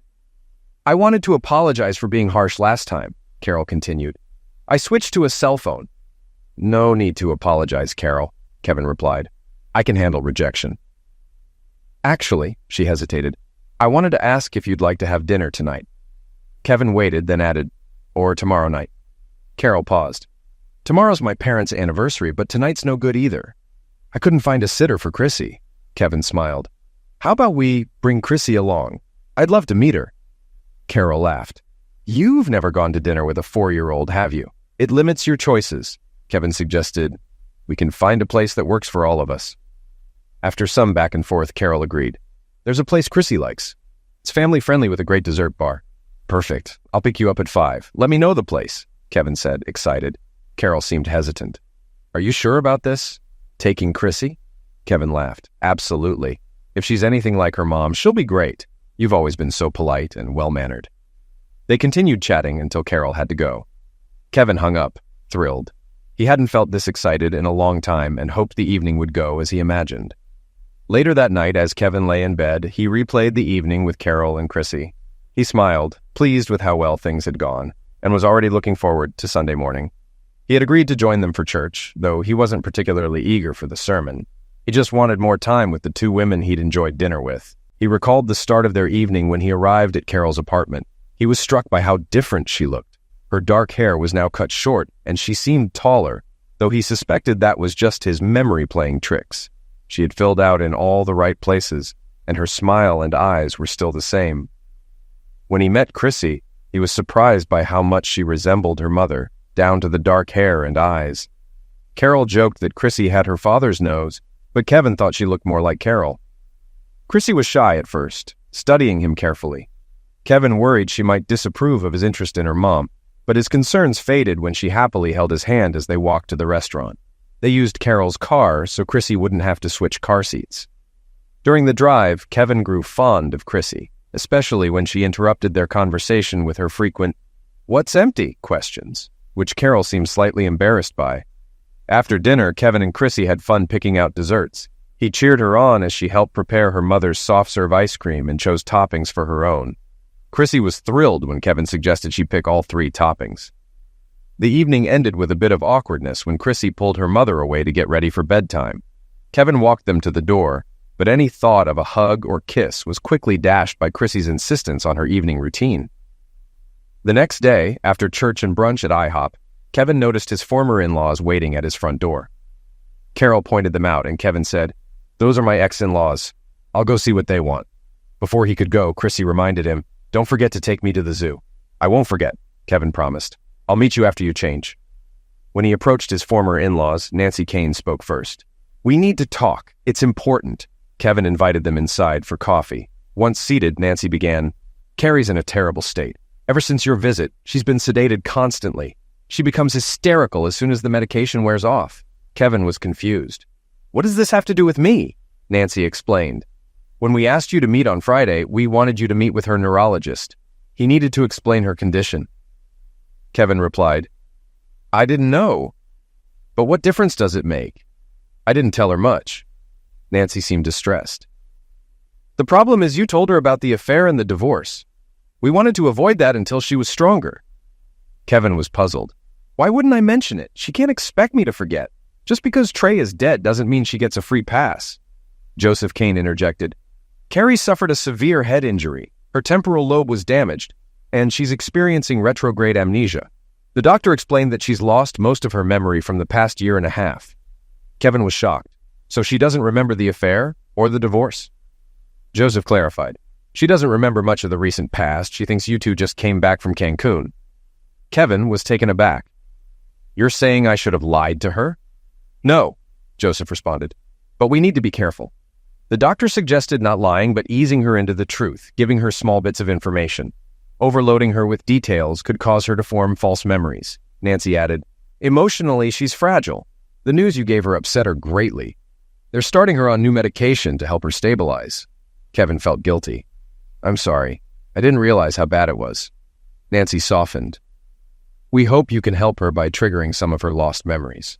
The doctor suggested showing her photo albums. Pictures could help her reconnect with her past. Kevin hesitated, then said, I can't help with the albums. They're not here. Nancy was confused. What do you mean they're not here? They're gone, Kevin replied, walking toward the hallway. They were thrown out with the trash months ago. He paused and added, I can explain if you'd like me to print an email for you. Kevin returned a few minutes later holding a printed document, which he handed to Carrie's parents. A few months ago, he began, I deleted the photos I wanted from our albums and sent Carrie this message. I've kept the photos I wanted. The rest are in a box. Let me know where to send them, she replied. Do whatever you want with them. I kept the photos for a while, but eventually I threw them out with the trash. I'm sorry. Nancy and Joseph sat in stunned silence. After a long moment, Kevin added, I have a few more things I can give you. Let me go get them. It'll take about 15 minutes. When Kevin returned, he carried a stack of papers and a CD. I printed out the letters I used to find out about the affair, he explained. Maybe reading them will help Carrie remember. These letters are explicit, so consider yourselves warned. He handed them the letters, which included legal correspondence, including a warning from the Crosby and Knox law office. He also passed over a CD labeled Cancun. These photos were on our computer, Kevin continued. They're all I have left from our time together. Carrie and I visited a nudist beach, and most of the photos were taken there. There's one of us dressed on the beach, but the others... She should probably look at those on her own. Nancy folded the papers and CD. Kevin hoped they'd help Carrie. After a brief silence, Nancy said, I don't think you'll want to talk to Carrie about everything that happened between you two. Kevin replied, Not right now. If she wants to talk after reading this and realizes what happened, I might consider it. Joseph asked, Is there any chance you'd try to start over with her? Kevin shook his head. I spent months getting over her. She chose Trey's money and status over me. I can't risk her doing that again. Even if the head injury changed her, I wouldn't take the chance. Nancy and Joseph understood, but thanked Kevin for being open to a future conversation with Carrie. As they were leaving, Carol and Chrissy arrived. Chrissy eagerly told them, We're going to the zoo to see the elephants. After exchanging quick greetings, the Canes drove off. Kevin invited Carol and Chrissy inside while he changed. In just a few minutes, they were on their way to the zoo. A month later, Kevin was happier than ever. He saw Carol and Chrissy regularly, though they hadn't turned their relationship romantic. Chrissy still struggled with sleep when Kevin was around, which frustrated them both. Carol suggested finding a babysitter for their next date. That night, they went to a movie and dancing, and Carol's mom agreed to watch Chrissy. Afterward, Kevin invited Carol over for coffee or wine. When they arrived at Kevin's house, he suggested wine, and Carol agreed. They danced and drank for about half an hour before Kevin led her to the couch. After sharing some sweet kisses, Kevin picked up his phone. What are you doing? Carol asked, smiling. I'm starting to like this, Kevin said, pressing a finger to her lips. Just give me a minute. I need to talk to your babysitter. Carol was puzzled and tried to grab the phone. Kevin called, and Carol finally stopped when she heard him say, Everything's fine, Marianne. But I was wondering if Carol could stay a little longer. There was a brief pause before Kevin continued.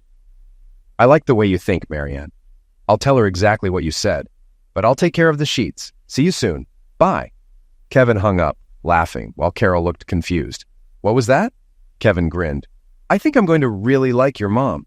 She and I have always gotten along, but now, well, she and Gary are at your apartment, and they're doing the same thing we were on the couch. Your mom said you should stay here tonight, and since you didn't bring your pajamas, they'll be sleeping in your bed. Carol stared at him in shock. My mom would never say that. Kevin laughed again. Well, she's enjoying the wine from your closet, and Gary got her a little tipsy. She said you need to get over Frank and stay here with me. And since you don't have pajamas, she hopes there'll be stains on the sheets in the morning. She asked me to change them, but I told her I'd take care of it. Carol, blushing, stared at him in disbelief. My mom? No way. Kevin smiled, then kissed her gently. Don't let me forget to change the sheets in the morning. I'm sure she'll ask when we meet them for breakfast. Breakfast? Carol asked, confused. Yeah, Kevin replied. She wants us to meet at IHOP for brunch at 11. No need for church this week. She's bringing Chrissy, and we've got no excuse to stay up late. At 2 p.m., Kevin lay on the couch, recalling the wonderful time he'd spent with Carol that morning. Marianne, Gary, and Chrissy were already at the restaurant when Kevin and Carol arrived. Chrissy waved and laughed, happy to see her mother, while the adults smiled at each other. As they sat, Kevin joked, Sorry we're late. I had to do laundry. Carol blushed and playfully slapped his arm. Throughout the meal, they kept up their playful banter about blue pills, sheets, and wine, leaving Chrissy puzzled and the adults exchanging amused glances. Afterward, in the parking lot, Kevin kissed Carol and Chrissy, then hugged Marianne. As he pulled away, he whispered, Thank you for your suggestions last night. They really helped us. Marianne smiled and whispered back, I think you two are perfect for each other. Gary and I took the opportunity to test his recipe. She laughed, linked arms with Gary, and they left for Carol's car. Kevin waved as they drove off, a smile on his face when his phone rang. Thinking it was Carol, he answered cheerfully, Hi. But it was Joseph Kane. Kevin, Carrie wants to talk to you. She's at our house. She's too nervous to call herself, so we thought we'd ask if you could come over for coffee. Surprised, Kevin replied, I can come over now if you want. Joseph's voice was appreciative. If you can, we'd appreciate it. Okay, I'll be right there, Kevin said, before ending the call. As Kevin walked into his ex-mother-in-law's house, he was reminded of happier times spent there. Carrie wasn't home yet, so Joseph and Nancy invited him to the kitchen. After pouring coffee, Joseph said, Nancy and I will leave you two alone to talk. They left, and soon Carrie entered the kitchen. Kevin was surprised by how good she looked. Her hair had grown back, and she was thinner, but seemed nervous, twirling a handkerchief. To break the tension, Kevin said, You're looking better, Carrie. Thanks, Kevin, she replied softly, her hands fidgeting. I really appreciate you coming. I hope it's not an inconvenience. Kevin noticed her eyes welling up. It's no problem. How's your memory? Are you starting to remember anything? Carrie shook her head. I remember a little from the past year and a half. I went to Crosby and Knox, and the receptionist showed me around. Some things felt familiar, but other things I had to figure out. It was frustrating. I can imagine, Kevin said sympathetically. Carrie paused, wiping her eyes. I spent a lot of time talking to Susan. She helped me understand some things I did. I still have a lot of questions, but first, I want to tell you how sorry I am for how I treated you. I never would have believed I could do that if I hadn't seen the letters. Kevin didn't know how to respond. The words, it's okay, didn't feel right, given all he'd been through. The silence between them was thick with tension. After a pause, Carrie continued. I only have vague memories of Bradley. I've heard secondhand stories, but I don't even remember living with him. I've seen pictures, but I can't believe I was ever with him. Tears streamed down Carrie's face as she wiped her eyes repeatedly. Kevin sat silently, waiting for her next question. After a long pause, she asked, There's one thing no one could answer. How did you find out what I was doing? I know it had to do with email, but I don't understand how. Kevin took a deep breath and explained how he found the first message, which led to others. As he spoke, Carrie pulled out a stack of letters, the ones he'd given her parents. He described how the mention of the lingerie set piqued his interest, recalling how she'd once told him about buying it, along with the purse and earrings. Carrie looked horrified as he repeated the lies she'd told him. After he finished, they sat in silence while she processed what he'd said. She wiped her eyes and finally spoke. "I'm sorry for lying. I know it's easy to say, but I truly am." A few minutes later, she asked, "Can you tell me about the letter where Bradley and I joked about my chauffeur?" Kevin paused before answering. "You're talking about me. Every time you went to the state capitol, I drove you to the airport, carried your luggage, and even delivered you to Bradley. You both thought it was funny." The memory still made Kevin angry.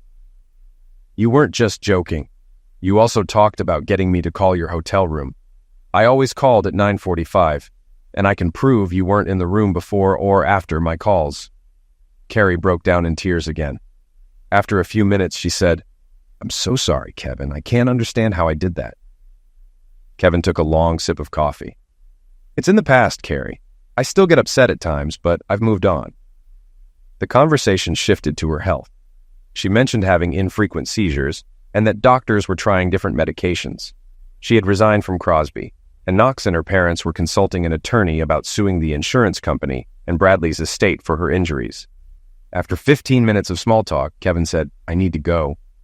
Before he left, Carrie quickly asked, "Do you think we could go on a date? I know I betrayed you, but I'm the same old Carrie now. Maybe if we went out, you could fall in love with me again." Kevin thought for a moment before replying, "I'm sorry, Carrie. There's no old or new Carrie for me. There's only the one I loved, and I lost her to Trey. It took me a long time to move on, but I'm happy now. I know that's not what you want to hear." Carrie began crying quietly. As Kevin stood to leave, she asked, "Did you find someone else?" He hesitated, then answered, "I think so, Carrie. I think so." "Is it the dark-haired woman with the little girl?" she asked. Kevin was surprised. "Yes, that's her." "How did you know?" "My parents saw her when they were at the house," Carrie replied, still wiping her eyes. "You deserve someone who'll treat you better than I did." With that, she ran out of the room. Kevin left shortly after, unnoticed by her parents, who were still in the living room. A month later, on a sunny April afternoon, Gary and Kevin used a rented truck to move Carol and Chrissy into Kevin's house. Things were going so well that they were ready to take the next step.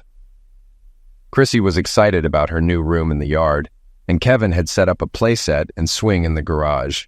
The family began attending church every Sunday, although Kevin noticed that Carrie's parents didn't attend often.